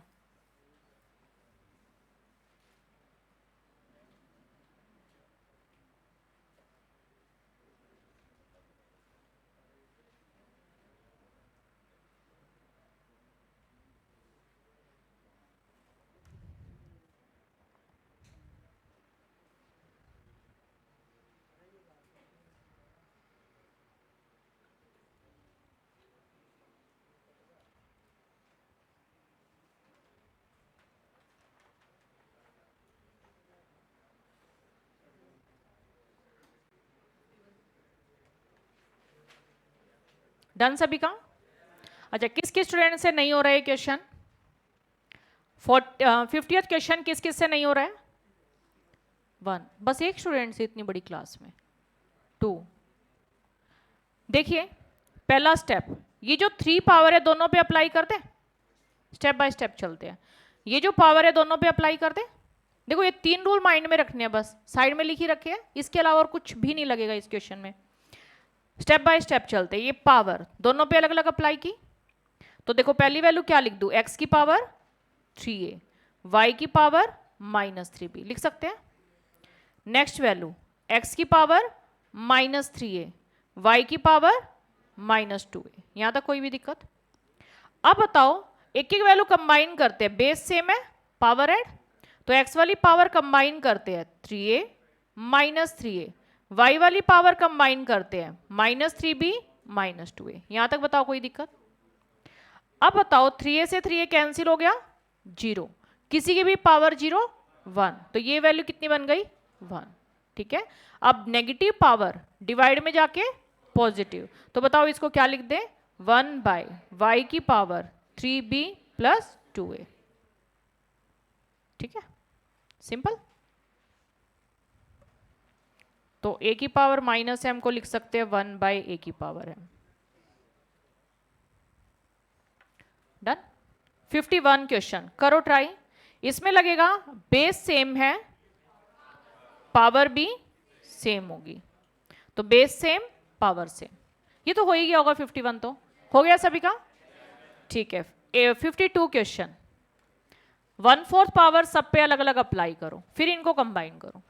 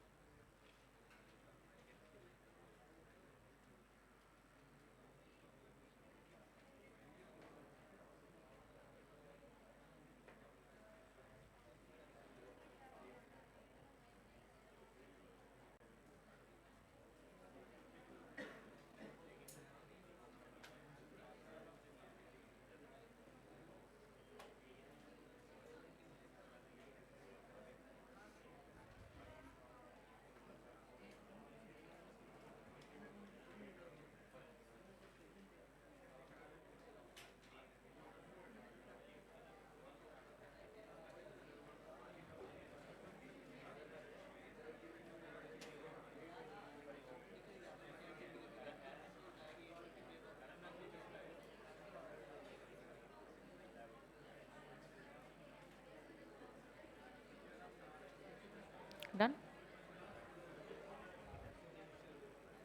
हाँ जी, 52 क्वेश्चन किस किस से नहीं हो रहा है? ठीक है, देखिए वैल्यू दे रखी है 81, x की पावर 4, y की पावर -8 कंप्लीट की पावर 1/4, ये वैल्यू है। फर्स्ट स्टेप 1/4 पावर सब पे अप्लाई कर दें, सबकी पावर है, तो 81 की पावर 1/4, x की पावर 4 इसकी पावर 1/4, y की पावर -8 इसकी पावर 1/4। एक बार यहां तक बताओ किसी को प्रॉब्लम? सब पे अप्लाई हो गई पावर। अब बताओ 81 क्या लिखा जा सकता है? अगर ज्यादा टेंशन है 81 अंडर रूट, ठीक है, करो कैलसी पे। 1/4 पावर सॉल्व करना बताया था ना, तो देखो कितना आ रहा है 3। यहां तक बात समझ में आ गई? ठीक है, अब 4 से 4 कैंसिल हो गया, तो यहां बताओ कितना बचा? केवल x। यहां ये वैल्यू कैंसिल होगी, कितना बचा? -2, तो y की पावर -2। नेगेटिव पावर ऊपर जाएगी तो पॉजिटिव हो जाएगी, तो बताओ क्या लिखें? 3xy²। वेरी सिंपल, ठीक है, 3xy², नन ऑफ दीज हो जाएगा।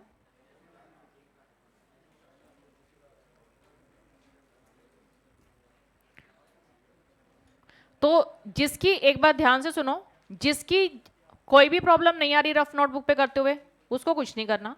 अगर प्रॉब्लम आ रही है बुक में ही सॉल्यूशन नोट कर लो, ठीक है, वो जो लास्ट में 2 पेजेस है वहां सॉल्यूशन नोट कर लो। छोटा छोटा करना, ज्यादा स्पेस नहीं लेना, ठीक है, ताकि और भी क्वेश्चन हो वो सारे आ जाए उधर। जिन जिन की प्रॉब्लम है वो अपने अपने क्वेश्चन मेन बुक में ही करो। मेन बुक सारी मेन बुक पे ही करेंगे हम, PYQ सारी फेयर नोटबुक में। एक बार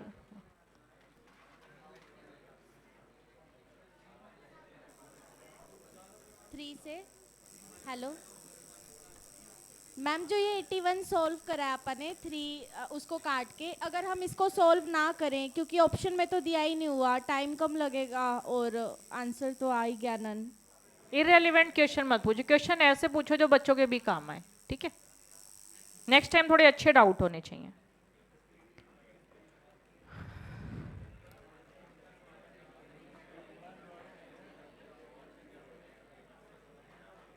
हाँ जी, 52 क्वेश्चन डन सभी का। अच्छा, ये बात क्लियर हो गई कि जिसके भी डाउट आ रहे हैं, मतलब ये क्वेश्चन सॉल्व नहीं हुआ रफ नोटबुक पे करते हुए, तो मेन बुक पे सॉल्यूशन लिख ले अपना, ठीक है, ताकि इधर उधर आपको देखना ना पड़े।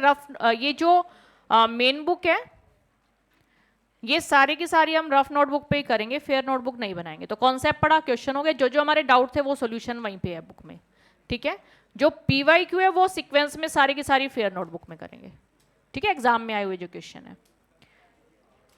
नेक्स्ट देखिए 53, करो सॉल्व। 53 क्वेश्चन,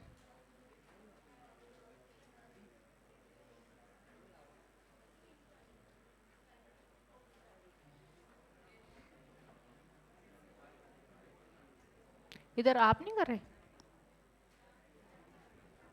कर रहे हो? 53,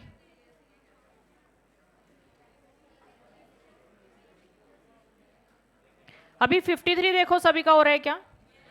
कोई ऐसा स्टूडेंट जिसका 53 क्वेश्चन नहीं हो रहा हो? ओके, देखो 16 8 इनवर्स, न्यूमेरिकल अलग किया, 8 इनवर्स 8 लिख सकते हैं, ठीक है। x base same power add, तो x की पावर -3 + 3, y की पावर 2 -2। यहां तक बताओ कोई दिक्कत? ठीक है, कुछ सॉल्व हो रहा है, ये वैल्यू कैंसिल 0, किसी की भी पावर 0 1, ये वैल्यू कैंसिल 0, किसी की भी पावर 0 1, ये वैल्यू कैंसिल कितना 2, ठीक है। हाँ जी 54 क्वेश्चन, ये नहीं हो रहा? ओके, क्या वैल्यू दे रखी है? 6 की पावर -1, 7 की पावर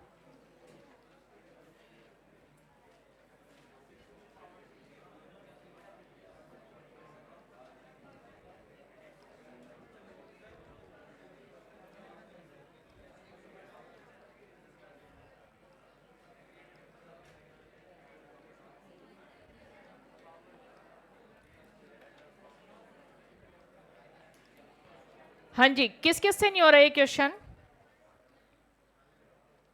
ठीक है, देखो सबसे पहले देखो, वैसे तो 7/2 दोनों पे अलग अलग अप्लाई कर सकते हैं, डिनोमिनेटर और न्यूमरेटर पे, लेकिन देखो डिवाइड में और इधर 6 है, पहले इस वाली वैल्यू को सॉल्व कर लेते हैं, अंदर वाली वैल्यू को, ताकि थोड़ा सा आसान हो जाए, 7/2 पावर सब पे अप्लाई ना करनी पड़े।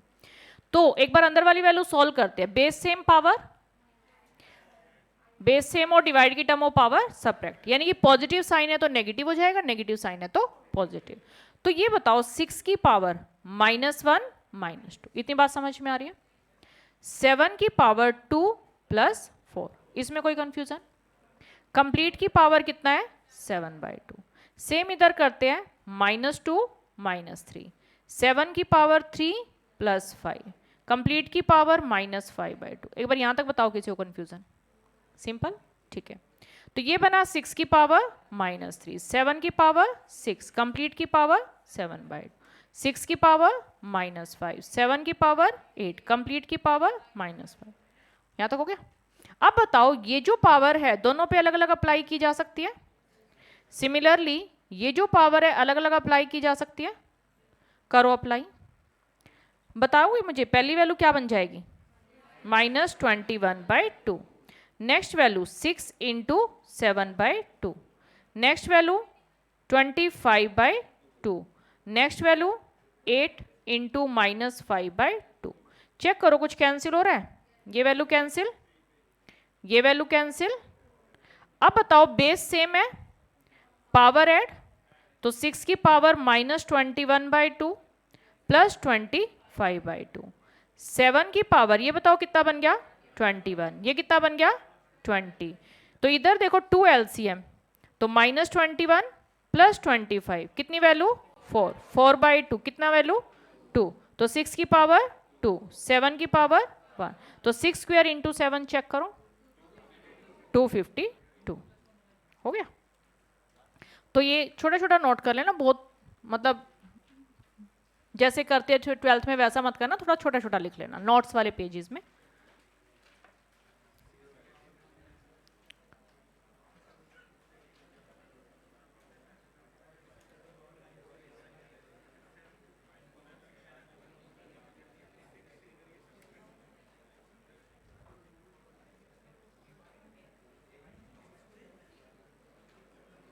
ये इंपॉर्टेंट भी है क्वेश्चन, स्टार लगाते जाना इंपॉर्टेंट क्वेश्चंस पे। हालांकि सीए से कोई लेना देना नहीं है, बट आईसीआई का फेवरेट क्वेश्चन है।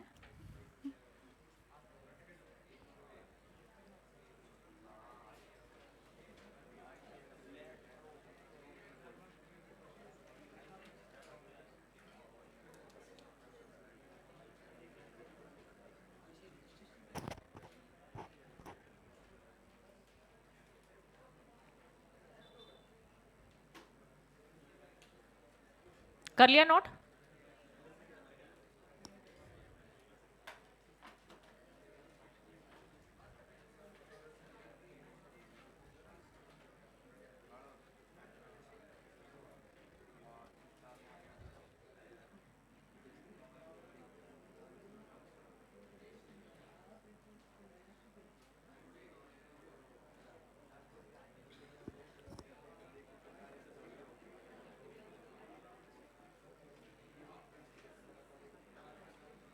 डन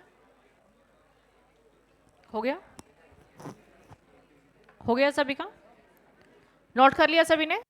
कोई ऐसा स्टूडेंट जो अभी नोट कर रहा हो? ओके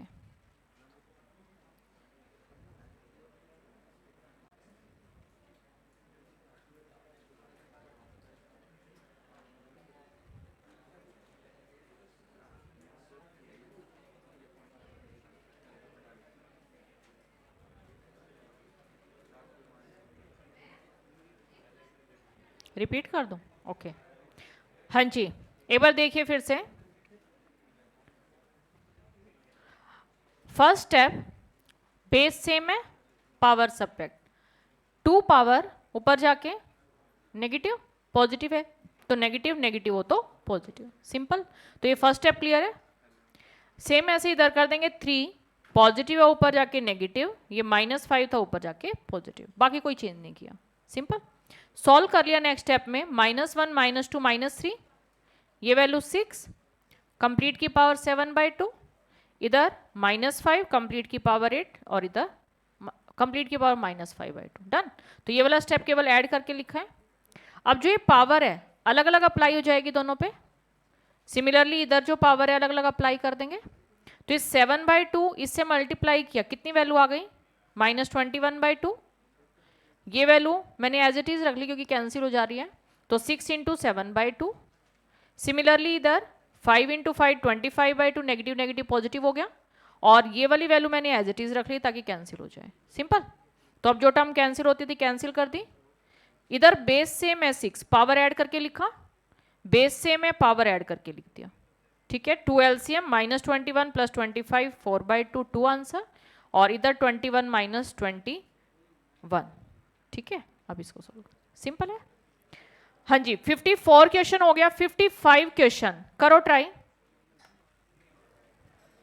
55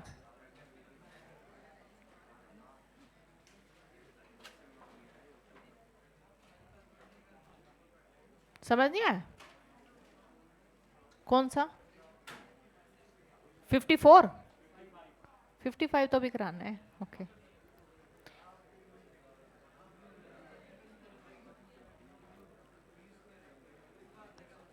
इधर हो गया 55? कर रहे हो गया? इधर आपका भी सारे ही हो गए?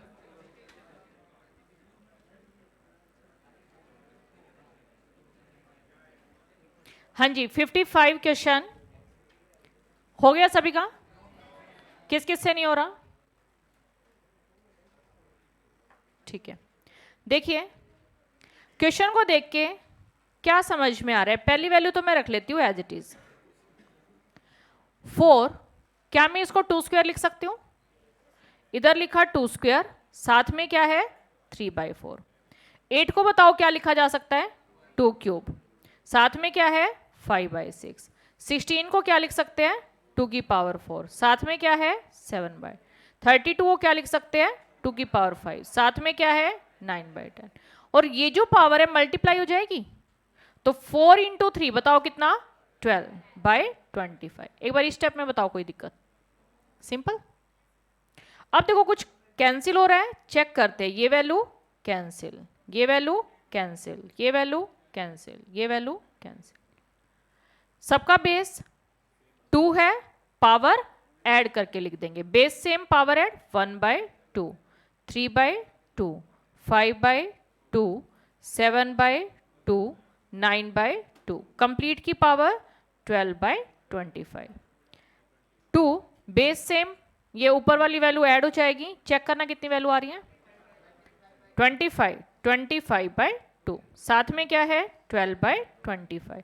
कुछ कैंसिल हो रहा है, ये वैल्यू कैंसिल, तो कितना 2⁶। बताना कितना होता है 64। तो बताओ 64 कैसी वैल्यू है? एक इंटीग्रल वैल्यू है, एक इंटीजर है। सिंपल।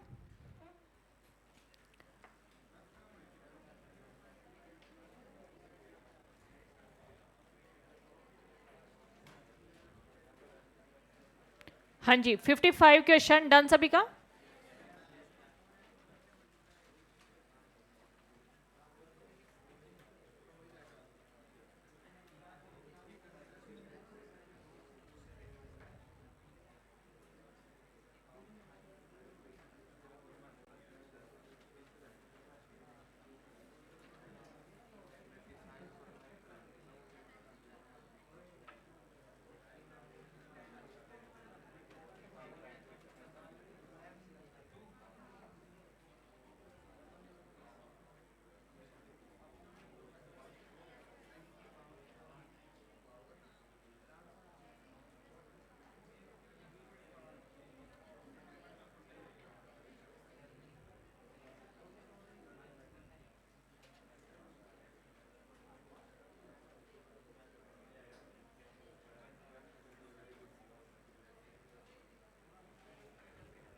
हाँ जी, 55 क्वेश्चन नोट कर लिया सभी ने? समझ आया सभी को? समझ आ गया सभी को? ठीक है, 56 क्वेश्चन ट्राई करो। 56 तो आई थिंक मैंने करा दिया था। 57 भी हो गया था, 58 भी हो गया था, 59 क्वेश्चन ट्राई करो। 59 क्वेश्चन, ये रहा, एक बार देख लो, नहीं समझ में आता है फिर मैं रिपीट कर दूंगी, एक बार इसमें से देख के करो। हाँ कर लो।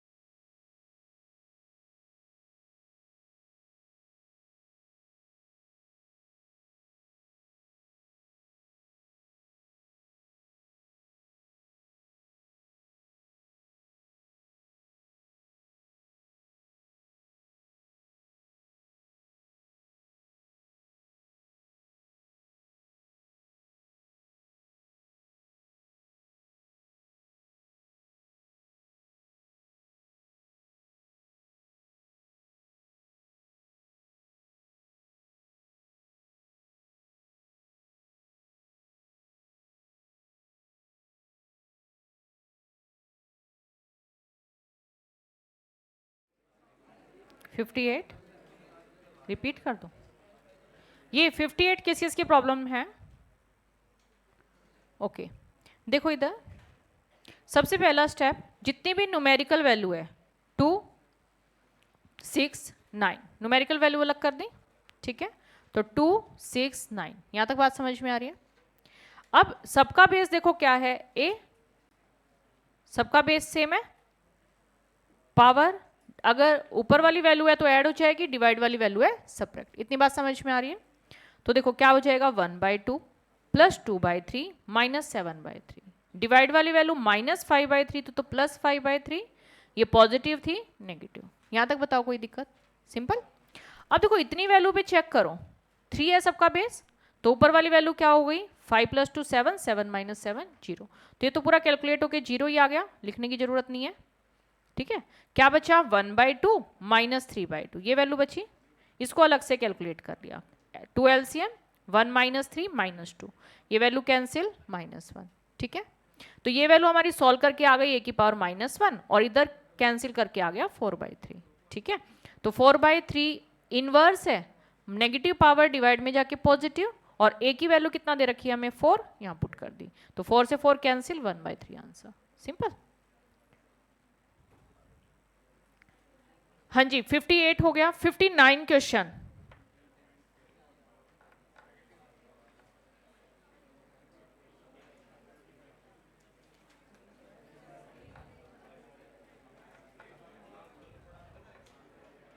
क्वेश्चन किस किस की प्रॉब्लम, ठीक है? देखिए इधर, सबसे पहले x वाली सारी टर्म कंबाइन कर लें, देन z वाली, मल्टीप्लाई डिवाइड है, एडिशन सब्ट्रैक्शन तो नहीं है। चलो फाइंड आउट करते हैं, x बताते जाना मुझे कौन कौन सी पावर है, 2/7 प्लस 2/5 माइनस 9/7, तो ये 3 वैल्यू हमने देख ली। इधर क्या है, नेगेटिव 3/5 है, तो ऊपर जाके प्लस 3/5, यहां तक बताओ कोई दिक्कत? सिमिलरली y वाली वैल्यू, z वाली वैल्यू देखो, ऊपर 5/6, डिवाइड में -1/2 है तो +1/2, ये प्लस है तो -2/3, नेक्स्ट वैल्यू -2/3, हो गई सारी वैल्यू कंबाइन, यहां तक बताओ कोई दिक्कत? ठीक है। अब देखो डिनोमिनेटर को चेक कर लेना, डिनोमिनेटर इधर देखो कितना है, 7 7 है ना, और इधर चेक करो ये कितना है, 5 5, तो इनको अलग सोल्व कर लो, उसको अलग सोल्व कर लो। चलो करते हैं सोल्व, इन दोनों का एलसीएम 7 ही आएगा, तो 2 - 9 कितना, -7 अपॉन 7 कितना आ गया, -1, ठीक है? इन दोनों वैल्यू को कंबाइन कर लो, 3 + 2 5, 5/5 5, ये कितना आ गया 1, -1 + 1 0, किसी की भी पावर 0 1, तो ये वाली वैल्यू तो सॉल्व हो गई, 1 हो गई। इधर वाली वैल्यू भी ऐसे ही सॉल्व करते हैं। एलसीएम, चलो इसमें तो एलसीएम ही ले लेते हैं, कितना आ रहा है एलसीएम 6, पहली value 5, next value 3, next value 4 बन जाएगी, नेक्स्ट वैल्यू 4, चेक करो 8 - 8 0, किसी की भी पावर 0 1, किसी की भी पावर 0 1, तो 1 आंसर हो जाएगा। ठीक है, 59 डन। अब 60th क्वेश्चन रिपीट कर दूं, ओके। पहले x वाली टर्म हमने कंबाइन की, base same, power add, divide की टर्म जो भी साइन है उसका अपोजिट साइन। तो देखो यहां क्या आ गया 2/7, 2/5, -9/7, और ये नेगेटिव है ऊपर जाके पॉजिटिव। डन यहां तक। z वाली वैल्यू कंबाइन किया 5/6 + 1/2 -2/3 -2/3, ओके।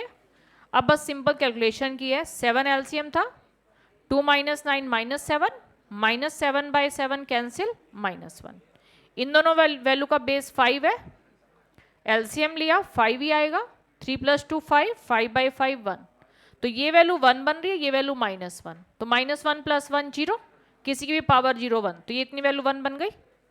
ठीक है, ऐसे ही जेड वाली वैल्यू सॉल्व की, एलसीएम लिया 6, पहली वैल्यू 5, दूसरी वैल्यू 3, देन 4 4, तो ये 8, 5 + 3 8, 8 - 8 0, किसी भी पावर 0 1, तो 1 × 1 1 आंसर। ठीक है, 60th क्वेश्चन एक बार सॉल्व कर लिया, सॉल्व सभी ने? नहीं हो रहा, किस किस की प्रॉब्लम है 60th क्वेश्चन? ओके, चलो देखो 60th क्वेश्चन, वैल्यू दे रखी है 2 की पावर x + 3, 3 की पावर 2x - y, 5 की पावर x + y + 3, 6 की पावर y + 1 अपॉन 6 की पावर x + 1, 10 की पावर y + 3, 15 की पावर x। ये क्वेश्चन है। सबसे पहले ये बताओ कि क्या कंबाइन किया जा सकता है। 2 दिख नहीं रहा ज्यादा, 3 5, लेकिन देखो ये जो 6 है इसको 2 × 3 लिखा जा सकता है, 2 के साथ कंबाइन हो जाएगा, 3 के साथ कंबाइन हो जाएगा। ये जो 10 है 5 × 2 लिखा जा सकता है, तो ये 2 और 5 के साथ कंबाइन हो जाएगा। 15 को क्या लिख सकते हैं 5 × 3, तो ये भी कंबाइन हो जाएगा। आप कोई प्रॉब्लम कर दो सॉल्व।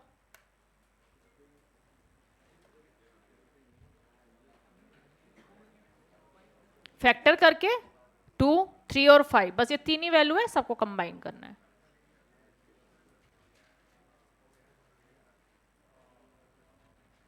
इंपॉर्टेंट क्वेश्चन,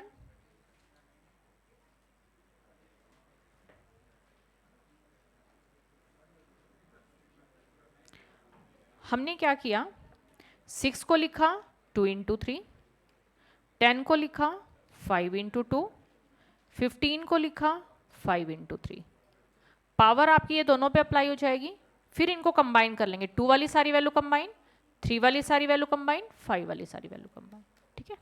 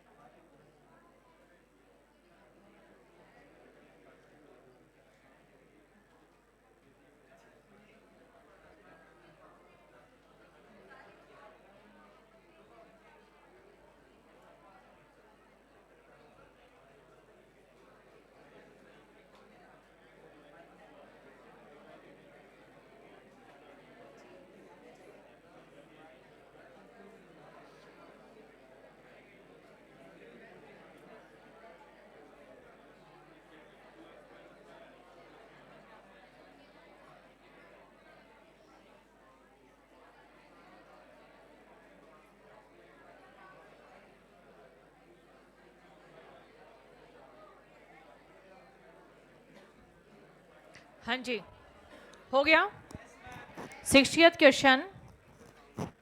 हाँ, किस किस से नहीं हो रहा अभी भी?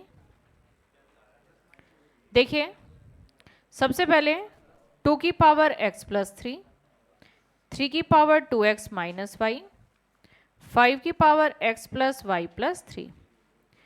ये 6 को 2 इंटू 3 लिखा जा सकता है, तो ये 2 की भी पावर y प्लस 1 है, 3 की भी पावर y प्लस 1 है। ये स्टेप बताओ क्लियर है क्या? सिमिलरली डिवाइड में 6 को क्या लिखा 2 इंटू 3, तो ये 2 की भी पावर x प्लस 1 है, 3 की भी पावर x प्लस 1 है। नेक्स्ट वैल्यू 10 को क्या लिखा 5 इंटू 2, तो 5 की पावर y प्लस 3, 2 की पावर y प्लस 3।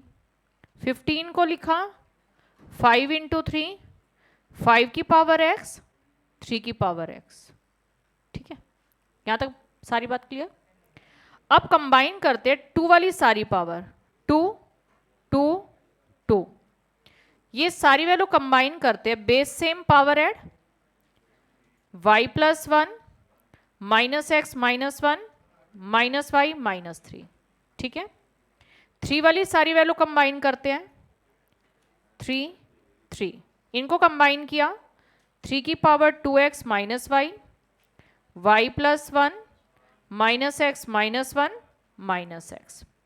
5 वाली सारी वैल्यू कंबाइन करते हैं, तो ये वैल्यू आ गई हमारे पास x plus Y plus 3 minus Y minus 3 minus X. अब कुछ कैंसिल हो रहा है, x कैंसिल, y कैंसिल, 3 1, किसी की भी पावर 0 1। इधर चेक करते, ये वैल्यू कैंसिल, ये वैल्यू कैंसिल और ये वैल्यू भी कैंसिल। इधर चेक करते हैं, कैंसिल, सारी वैल्यू कैंसिल हो गई, 1 आंसर। सिंपल। अब देखो, ये तो हो गया हमारा proper method. Exam oriented approach देखो 60th क्वेश्चन की। देखो, जब भी ऐसे कॉम्प्लिकेटेड सा क्वेश्चन आए, पावर में आपको ऐसे वेरिएबल दे रखे हैं, ठीक है, पावर में आपको x प्लस 3 2x माइनस 5 सब वेरिएबल्स हैं, तो चेक करो ऑप्शन में कोई वेरिएबल तो नहीं है ऑप्शन में वेरिएबल? -1 0 1 10 इस टाइप की वैल्यू है। ठीक है, जब भी ऑप्शन में वेरिएबल ना हो, पावर वेरिएबल हो, तो आप ये जुगाड़ लगा सकते हो। क्या? x की y की जो भी ऊपर दे रखा है, मन मर्जी कोई भी वैल्यू कंसीडर कर लो। ठीक है, तो आपका क्या मन कर रहा है, 0 0 कर ले, 0 0 कंसीडर कर लो, x 0 y 0 करो कंसीडर। तो पहली वैल्यू मुझे बताओ क्या आ गई, ये 0, 2 की पावर 3, 2 की पावर 3 बताओ कितना, 8। इधर 0, ये 0 0 माइनस 0 0, किसी की भी पावर 0 1। ठीक है, ये तो सॉल्व करने की जरूरत ही नहीं है। ये 0 5 की पावर 3, तो ये 5 की पावर 3 लिख देते हैं एक बार। इधर है 6, ये 0 कितना बचा 6, डिवाइड में ये वैल्यू 0 कितना बचा 6, ये 0 कितना बचा 10 क्यूब, ये यहाँ पे 2 क्यूब ही रहने देते हैं। और इधर ये क्या है, किसी की भी पावर 0 1। हो गया यहाँ तक? अब चेक करो, 6 से 6 कैंसिल, ये 5 इंटू 2 10 है, 10 की पावर 3 बाई 10 की पावर 3, ये भी कैंसिल, कितना 1। ये एग्जाम ओरिएंटेड अप्रोच। ठीक है, तो नोट कर लो, जब भी पावर वेरिएबल, यहाँ पे साथ में लिख सकते हो पावर वेरिएबल, लेकिन ऑप्शन में वेरिएबल ना हो, ठीक है, तो आप ऐसा कर सकते हो, पावर वेरिएबल बट ऑप्शन में वेरिएबल ना हो। यहीं पे लिख लेना बुक में ही, कहीं इधर उधर लिखोगे याद नहीं रहेगा, बुक में ही लिख लो इस क्वेश्चन के साथ, पावर वेरिएबल बट ऑप्शन में वेरिएबल ना हो, तो हम ये जुगाड़ अप्लाई कर सकते हैं। बहुत सारे जुगाड़ करेंगे हम, ठीक है, जुगाड़, ये हमारा जुगाड़ है। शॉर्टकट ट्रिक 100% हर सिचुएशन में एप्लीकेबल होती है, जुगाड़ 99.99% ठीक होंगे। ठीक है, तो इनको मैं जुगाड़ ही बोलूंगी। जो बिल्कुल 100% हर सिचुएशन में ठीक है, शॉर्टकट ट्रिक। क्लियर? ये लिख लिया यहाँ पे 60th क्वेश्चन के साथ, क्या लिखा, पावर वेरिएबल बट ऑप्शंस में वेरिएबल ना हो। ठीक है, चलो 60 तक हमारे क्वेश्चन हो गए। अभी चेक करो 49 से 60 कोई भी क्वेश्चन किसी की प्रॉब्लम, तो घर जाके एक बार और ट्राई कर लेना, फिर भी अगर कोई प्रॉब्लम है तो नेक्स्ट क्लास में ले लेंगे, ठीक है। अभी इसके बाद नेक्स्ट कॉन्सेप्ट है 61 क्वेश्चन से। तो ये बताओ शॉर्टकट याद है? एक बार देखें याद है क्या, बताओ। पावर की मल्टीप्लाई के reciprocals, equal as it is, multiply addition में चेंज, डिवीजन सब्ट्रैक्शन, 1 0 में चेंज। वंस अगेन, हाँ जी सबकी आवाज एक साथ बताओ क्या करना है। पावर की मल्टीप्लाई बेस की पावर के रेसिप्रोकल से, equal as it is, multiply addition में चेंज, डिवीजन सब्ट्रैक्शन में, 1 0 में, ठीक है। कौन से क्वेश्चन पे अप्लाई है, कर सकते हैं जब भी ऐसे एक से ज्यादा वैल्यू आपको इक्वल दे रखी हो, ठीक है। तो अब 61 क्वेश्चन रफ नोटबुक पे अप्लाई करो। ये सारे क्वेश्चन एक बार 61 से 70 फटाफट कर दो, 2 से 3 मिनट ही लगते हैं सारे क्वेश्चन करने में 70 तक। इसमें से 64 मत करना, 64 नहीं करना, बाकी कर दो 70 तक।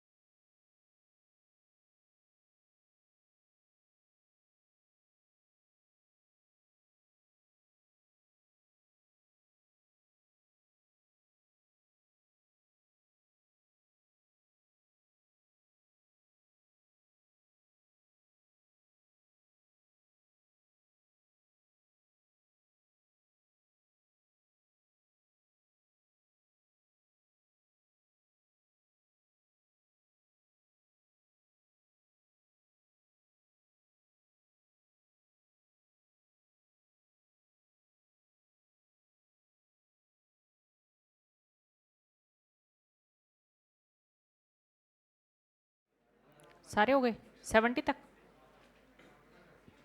केवल 61, 70 तक बोल रहा है। हाँ जी सभी स्टूडेंट ट्राई करें, ऑनलाइन वर्चुअल जो भी स्टूडेंट देख रहे हैं, और ऑब्जर्वर ध्यान रखें वर्चुअल सेंटर पे कि सभी स्टूडेंट ट्राई कर रहे हैं या नहीं कर रहे हैं।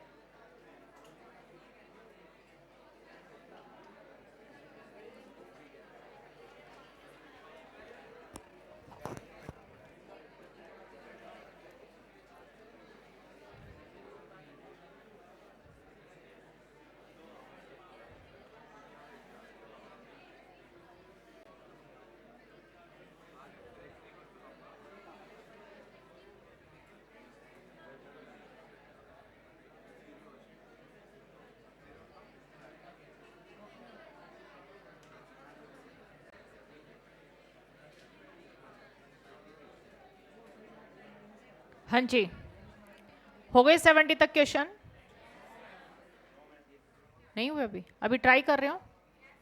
ओके, 2 मिनट और ले लो।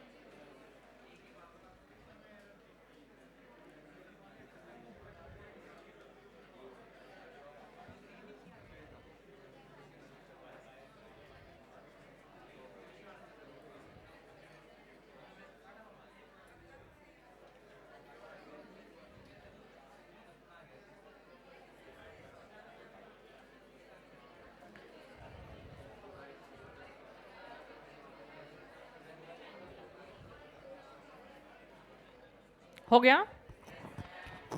किस किस के हो गए 70 तक क्वेश्चन?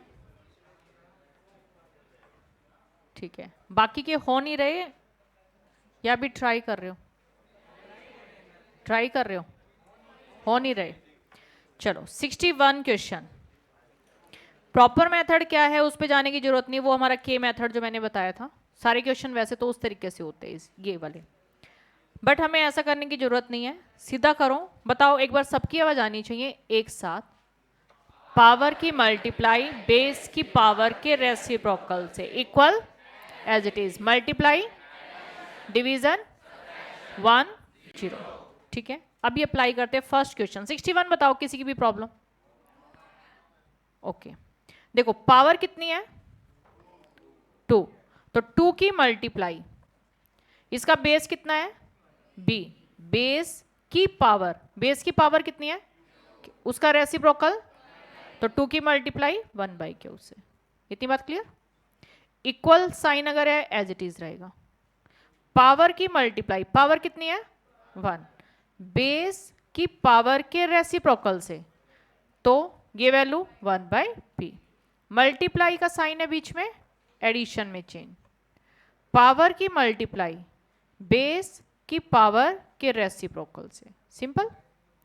पी आर एलसीएम, ऊपर p plus r, cross multiply q उधर चला जाएगा, तो यही फाइंड आउट करना था, q p plus r by p r किसके इक्वल 2, सिंपल। ठीक है, इंपोर्टेंट क्वेश्चन 61 से 70 इंपोर्टेंट क्वेश्चन, सब पे स्टार लगा लेना 61 से लेके 70 तक। 62 क्वेश्चन, ये बताओ किसी की भी प्रॉब्लम? 62 हैंड रेज कर लो अगर किसी की भी प्रॉब्लम है। ओके, 62 क्वेश्चन देखो, एक से ज्यादा वैल्यू इक्वल है, ए की पावर p, b की पावर q, c की पावर r, इस टाइप की वैल्यू दे रखी है। कैसे सॉल्व करना है? रिलेशन इसमें दे रखा है, रिलेशन गिवन है, क्या करना है? पावर की मल्टीप्लाई, पावर कितनी है 1, बेस की पावर के रेसिप्रोकल से, तो p का रेसिप्रोकल 1/p, मल्टीप्लाई एडिशन में चेंज, पावर की मल्टीप्लाई बेस की पावर के रेसिप्रोकल से। क्लियर इतनी बात? Equal as it is, power की मल्टीप्लाई बेस की पावर के रेसिप्रोकल से, मल्टीप्लाई एडिशन में चेंज, पावर की मल्टीप्लाई बेस की पावर के रेसिप्रोकल से। ठीक है यहां तक? अब इधर पॉजिटिव साइन है, इक्वल के इधर आके नेगेटिव हो जाएगा, तो 1/p plus 1/q minus 1/r minus 1/s किसके इक्वल 0, सिंपल। हाँ जी, 63 बताओ किसी की प्रॉब्लम? 63 क्वेश्चन में रिलेशन गिवन नहीं है। देखो जैसे इसमें a b c d ये 4 वैल्यू थी, उनका आपस में रिलेशन दे रखा था, यहां ये 3 वैल्यू है, इनका आपस में रिलेशन गिवन नहीं है। तो क्या लिखवाया था तुम्हें? अगर रिलेशन गिवन ना हो तो ज्यादातर रिलेशन किससे बनेंगे? हाईएस्ट वैल्यू से। हाईएस्ट वैल्यू क्या है 6, उनमें से भी ज्यादातर रिलेशन फैक्टर करके बन जाते हैं, तो 6 के फैक्टर 2 × 3, तो चेक करो ये तीनों वैल्यू इन्वॉल्व है। ठीक है, तो ये रिलेशन तो हमारा बन गया। और रिलेशन आने के बाद सेम अप्लाई करेंगे फॉर्मूला, पावर की मल्टीप्लाई, पावर कितनी है 1, बेस की पावर के रेसिप्रोकल से, तो माइनस जेड का reciprocal -1/z equal as it is power की मल्टीप्लाई बेस की पावर के रेसिप्रोकल से, मल्टीप्लाई एडिशन में चेंज, पावर की मल्टीप्लाई बेस की पावर के रेसिप्रोकल से, ठीक है। अब -1/z है, उधर जाके पॉजिटिव हो जाएगा, तो 1/x 1/y 1/z, इधर क्या बचेगा केवल 0, तो यही फाइंड आउट करना था 0। डन, ठीक है। हाँ जी 64 अभी बाद में करेंगे। 65 क्वेश्चन देखो, अब इसमें रिलेशन गिवन नहीं है, ज्यादातर रिलेशन हाईएस्ट वैल्यू से, हाईएस्ट वैल्यू कितनी है 10 ना। अब बताओ 10 इसके फैक्टर करेंगे तो 5 × 2 बन रहा है, 5 × 2, तो यहां तो कुछ ऐसा दिख नहीं रहा, तो कुछ और सोचना पड़ेगा, ठीक है। देखो कुछ और रिलेशन समझ आ रहा है। देखो क्या मैं ऐसा कर सकती हूं, 0.5678 इसकी मल्टीप्लाई अगर मैं 10 से कर दूं तो क्या 5.678 आ जाएगा। तो देखो ये तीनों वैल्यू इन्वॉल्व है, बन गया रिलेशन। अब कर दो अप्लाई, करो अप्लाई, शॉर्टकट तो अभी तुम्हें याद हो ही गया होगा। पावर की मल्टीप्लाई बेस की पावर के रेसिप्रोकल से, मल्टीप्लाई एडिशन में चेंज, पावर की मल्टीप्लाई बेस की पावर के रेसिप्रोकल से, पावर की मल्टीप्लाई बेस की पावर के रेसिप्रोकल से। अब हमें क्या चाहिए, ये वाली वैल्यू उस तरफ ले जाओ, तो 1/x -1/y -1/z किसके इक्वल, ठीक है।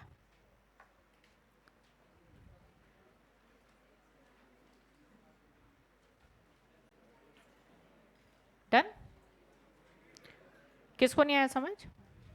देखो क्या लिखवाया था, अगर रिलेशन गिवन नहीं है तो हमें खुद बनाने हैं, ज्यादातर रिलेशन हाईएस्ट वैल्यू से बन जाएंगे, यानी कि 10 को यूज करना है। लेकिन 10 के फैक्टर किए 5 × 2, तो 5 × 2 तो हमें नहीं दिख रहा है ऐसा कुछ, तो कुछ और सोचना पड़ेगा। हमने क्या किया, ये जो 0.5678 है इसकी अगर 10 से मल्टीप्लाई कर दें तो देखना ये वाली वैल्यू आ रही है ना, इसकी मल्टीप्लाई अगर 10 से कर देते हैं, 10 से मल्टीप्लाई करो 5.678 आ जाएगा, बन गया रिलेशन।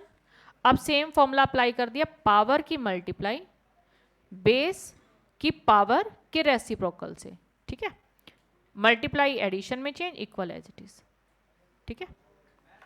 हाँ जी कोई बात नहीं, हमें जो चाहिए वो चाहिए। अगर इसको इधर ले आओगे तो -1/x हो जाएगा, फिर माइनस साइन कॉमन लेके कैंसिल कर दो, नन पे क्यों टिक होएगा, माइनस साइन कैंसिल कर दो कॉमन लेके। डिफरेंट क्यों है, इतनी तो जनरल नॉलेज होनी चाहिए। हाँ इतना भी नहीं वीक होना चाहिए फैक्ट कि हमें ऐसा कर दे 1/y + 1/z -1/x, ये तो कोई भी ऑप्शन नहीं है, नन ऑफ द आंसर, ऐसा नहीं करना है, ठीक है। क्या माइनस बस कॉमन ले लेना है, बस हो गया। हाँ जी नेक्स्ट 66 क्वेश्चन, इससे पहले एक बार 67 क्वेश्चन करो। 66 से पहले 67, ये बताओ किसी की भी प्रॉब्लम, 67 किसकी प्रॉब्लम, ठीक है। देखो इसमें रिलेशन गिवन नहीं है तो रिलेशन हमें खुद बनाना है, ज्यादातर relation highest value.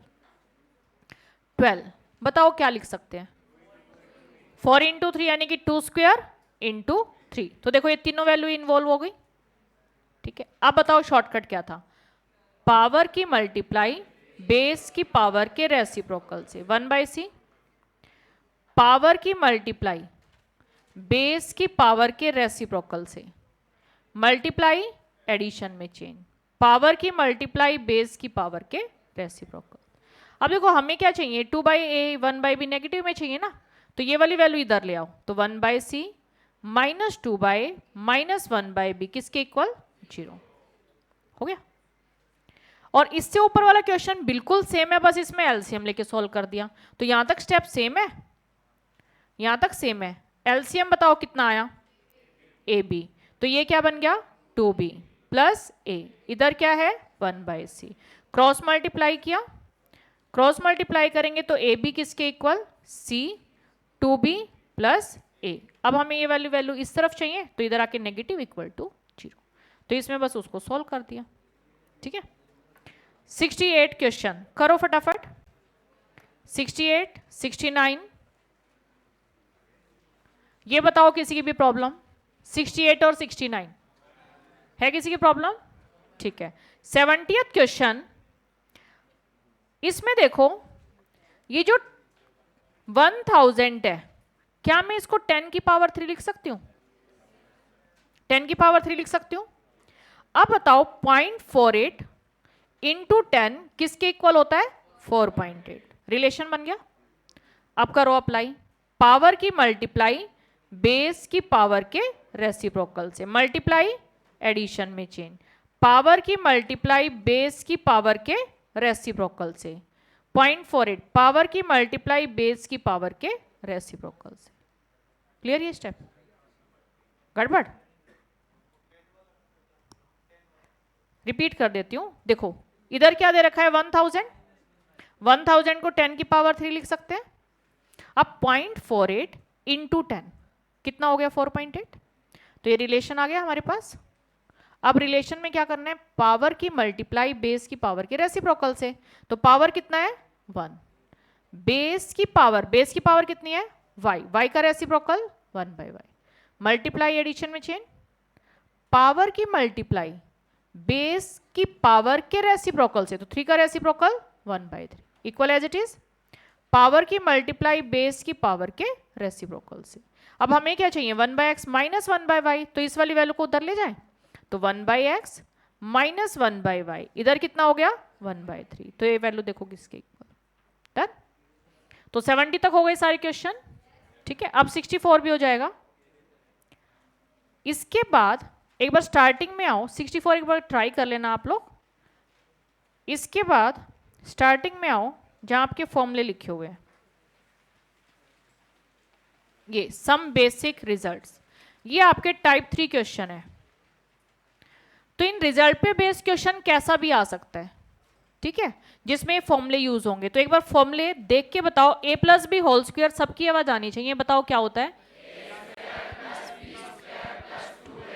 a minus b whole square,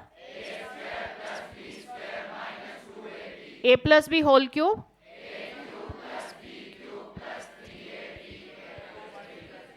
a minus b whole cube,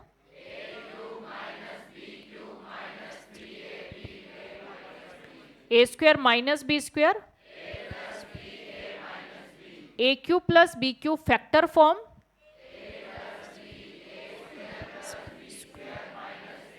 a cube minus B cube factor form, a cube plus b cube plus c cube minus 3abc किसके equal?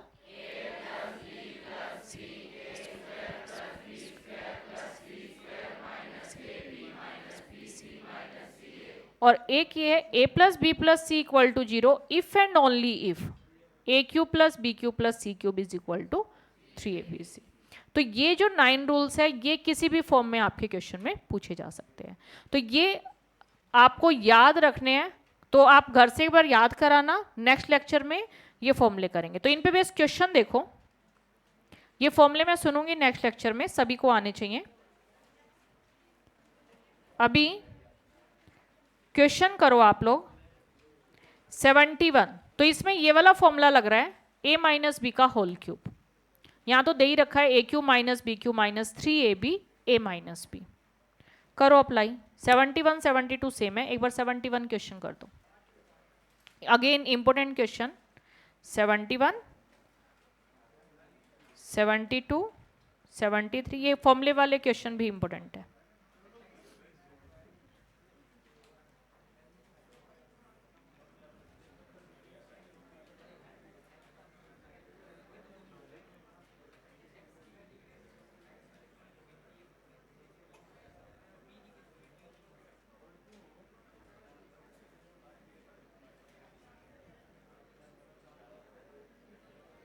Okay,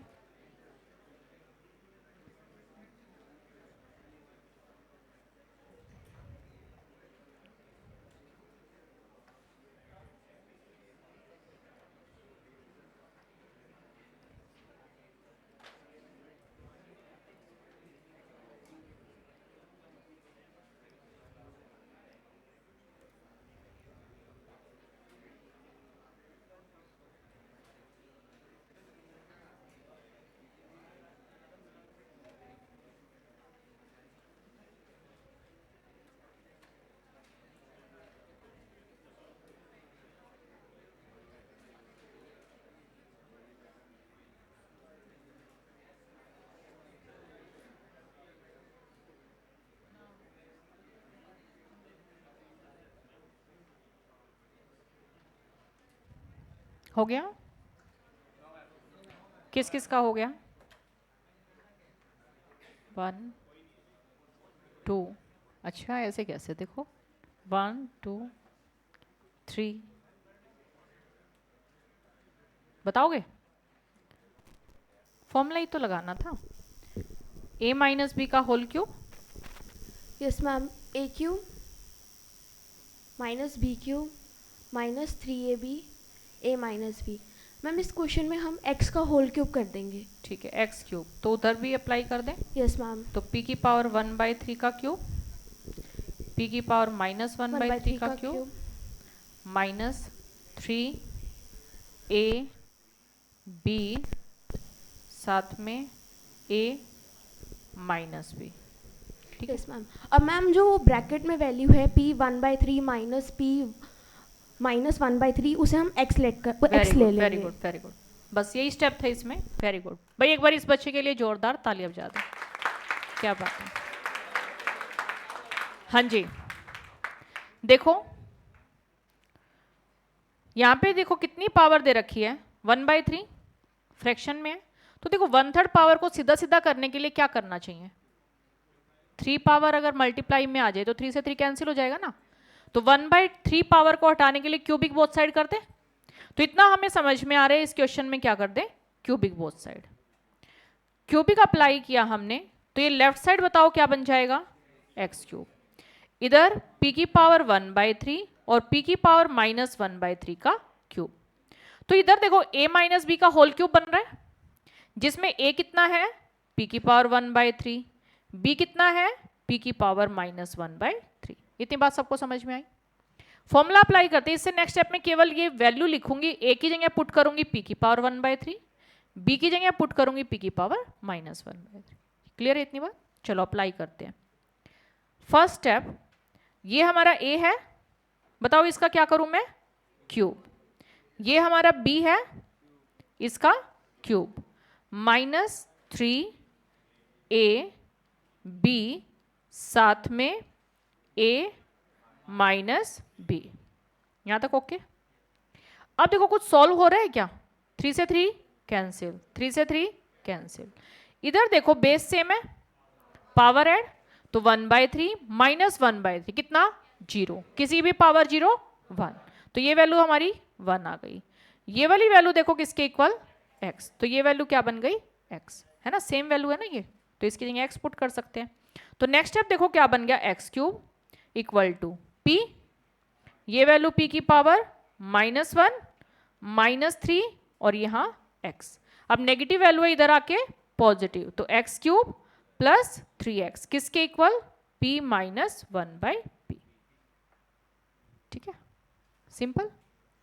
तो देखो ये question, particular question, ये तो हो गया proper method. ठीक है, अब इसको बार बार ऐसे कैलकुलेशन करके देखने की जरूरत नहीं होती। आप लोग ये याद रखोगे, कॉन्सेप्ट नोटबुक में देखो, जब भी ऐसा क्वेश्चन आ जाए यहां लिख लो शॉर्टकट,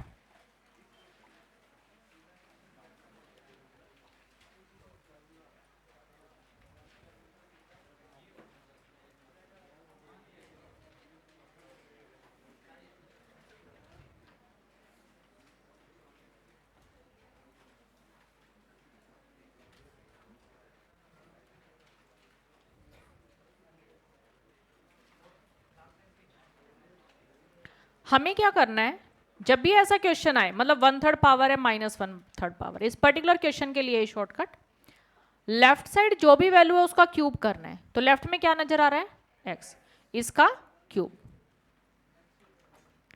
इधर अगर नेगेटिव साइन है, इधर कौन सा साइन है, नेगेटिव, नेगेटिव साइन है तो पॉजिटिव 3x, पॉजिटिव साइन हो तो नेगेटिव 3x, यहां नेगेटिव है तो पॉजिटिव 3x लिख देना है। लेफ्ट साइड क्या आएगा, यहां जो भी वैल्यू है उसका क्यूब, उसके बाद नेगेटिव साइन है तो पॉजिटिव 3x, पॉजिटिव साइन हो तो नेगेटिव 3x, फिर इक्वल का साइन। अब यहां जो भी वैल्यू है उसका स्क्वायर, माइनस साइन है तो -1, प्लस साइन है तो +1, डिवाइड में सेम वैल्यू, ये आंसर होता है। चेक करो, इसमें p दोनों के डिवाइड में अलग अलग लेके गए, तो पहली वैल्यू देखो क्या बन जाएगी, p माइनस 1/p, यही आंसर था। ठीक है, और इंपॉर्टेंट क्वेश्चन है, बहुत बार आता है एग्जाम में। रिपीट कर देती हूँ, देखो क्या करना है, लेफ्ट साइड नोट कर लिया सभी ने, एक बार फिर से देखना। लेफ्ट साइड जो भी वैल्यू है, किस किस को नहीं समझ में आया था ये, लेफ्ट साइड जो भी वैल्यू है उसका क्यूब करना है। तो लेफ्ट साइड हमने क्या किया, एक्स क्यूब, नेगेटिव साइन हो तो पॉजिटिव 3x लिखना है, पॉजिटिव साइन हो तो नेगेटिव 3x लिखना है। ठीक है, तो ये लेफ्ट साइड वाली वैल्यू कंप्लीट हो चुकी। किसके इक्वल आएगा, यहां जो भी वैल्यू, यहां क्या है, p है, उसका स्क्वायर, माइनस साइन है तो -1, प्लस साइन है तो +1, डिवाइड में सेम वैल्यू। अब इस पे अप्लाई करके देखो, इसमें बताओ यहां क्या बन जाएगा, एक्स क्यूब, पॉजिटिव साइन है तो नेगेटिव 3x। यहां तक बात क्लियर है। अब यहां पे p, इसका स्क्वायर, प्लस साइन है तो +1, डिवाइड में सेम वैल्यू। अब जैसे एक क्वेश्चन में एग्जाम का देती हूँ तुम्हें, मान लेते हैं x से रखा है 4 की पावर 1/3 माइनस 4 की पावर -1/3, ये एग्जाम में आया हुआ क्वेश्चन है। ठीक है, अब करो इसको सॉल्व, तो देखो क्या बन जाएगा, एक्स क्यूब, नेगेटिव साइन है तो पॉजिटिव 3x, यहां जो भी वैल्यू है उसका स्क्वायर, माइनस है तो -1, डिवाइड में सेम वैल्यू, कितना 15/4, ये आंसर आ गया, सिंपल। ठीक है, अच्छा इसमें समटाइम ऐसा पूछ लेते हैं कि आप फाइंड आउट करके बताओ 4x क्यूब प्लस 12x, तो कर दोगे ना, बस 4 को इधर ही तो लेके जाना है, तो किसके इक्वल आ जाएगा, 15, वेरी सिंपल। ठीक है, तो एक क्वेश्चन और करके बताओ, मैं अगर तुम्हें देती हूं x इज इक्वल टू 5 की पावर 1/3 प्लस 5 की पावर -1/3, तो बताओ क्या आंसर आ जाएगा, left side x cube, positive sign है तो नेगेटिव 3x, यहां जो भी वैल्यू है उसका स्क्वायर, प्लस है तो +1, डिवाइड में सेम वैल्यू, तो कितना 26/5। हो गया क्वेश्चन सॉल्व, क्लियर है। तो ऐसे करना, ये exam oriented approach, proper method ही है। देखो लॉजिकली आपको बात क्लियर हो ही गई, नेगेटिव साइन है तो ये वैल्यू इधर आके हमेशा 3x बन जानी है, और ये नेगेटिव 3x इधर आके हमेशा पॉजिटिव 3x बन जाना है, तो ये लॉजिक है। ठीक है, कर तो हम यही चीज रही है, बस वो एक सिंगल स्टेप में कर दी हमने। ठीक है, क्लियर। हाँ जी, तो एक बार देख के बताएंगे मुझे, x इक्वल टू p की पावर 1/3 माइनस p की पावर -1/3, बताओ क्या आंसर, ऐसे बोलो, नेगेटिव साइन है तो पॉजिटिव 3x, पॉजिटिव साइन है तो नेगेटिव 3x, फिर इक्वल के बाद जो भी वैल्यू है, यहां कुछ भी हो सकता है ना, जो भी वैल्यू है उसका स्क्वायर, नेगेटिव साइन है तो -1, पॉजिटिव साइन है तो +1, डिवाइड में सेम वैल्यू, सिंपल, क्लियर। चलो, तो अभी बस टाइप 3 क्वेश्चन हम करेंगे, और इस पे बेस्ड क्वेश्चन हमारी है 71, 72। इसके बाद जो फॉर्मूले तुम्हें बताए हैं, एक बार फॉर्मूले देख लेना किस में क्या लगेगा, या आप ट्राई करके आना 73, देखो दिख रहा है ना, फॉर्मूला ही लगेगा x + y x - y। ठीक है, 74, 75 हमारे हो ही गए थे, तो ये क्वेश्चन ट्राई करने हैं, तो 75 तक क्वेश्चन ट्राई कराना। तो ये कहां से ट्राई करने हैं, 49 से 75। ठीक है, सारे क्वेश्चन एक बार दोबारा कराना। ठीक है, ये आज का होमवर्क। तो ये बताओ पहले, तो सबको समझ में आया आज वाला लेक्चर, सबको समझ में आया। ठीक है, होमवर्क क्लियर है सभी को, okay, bye bye, have a nice day.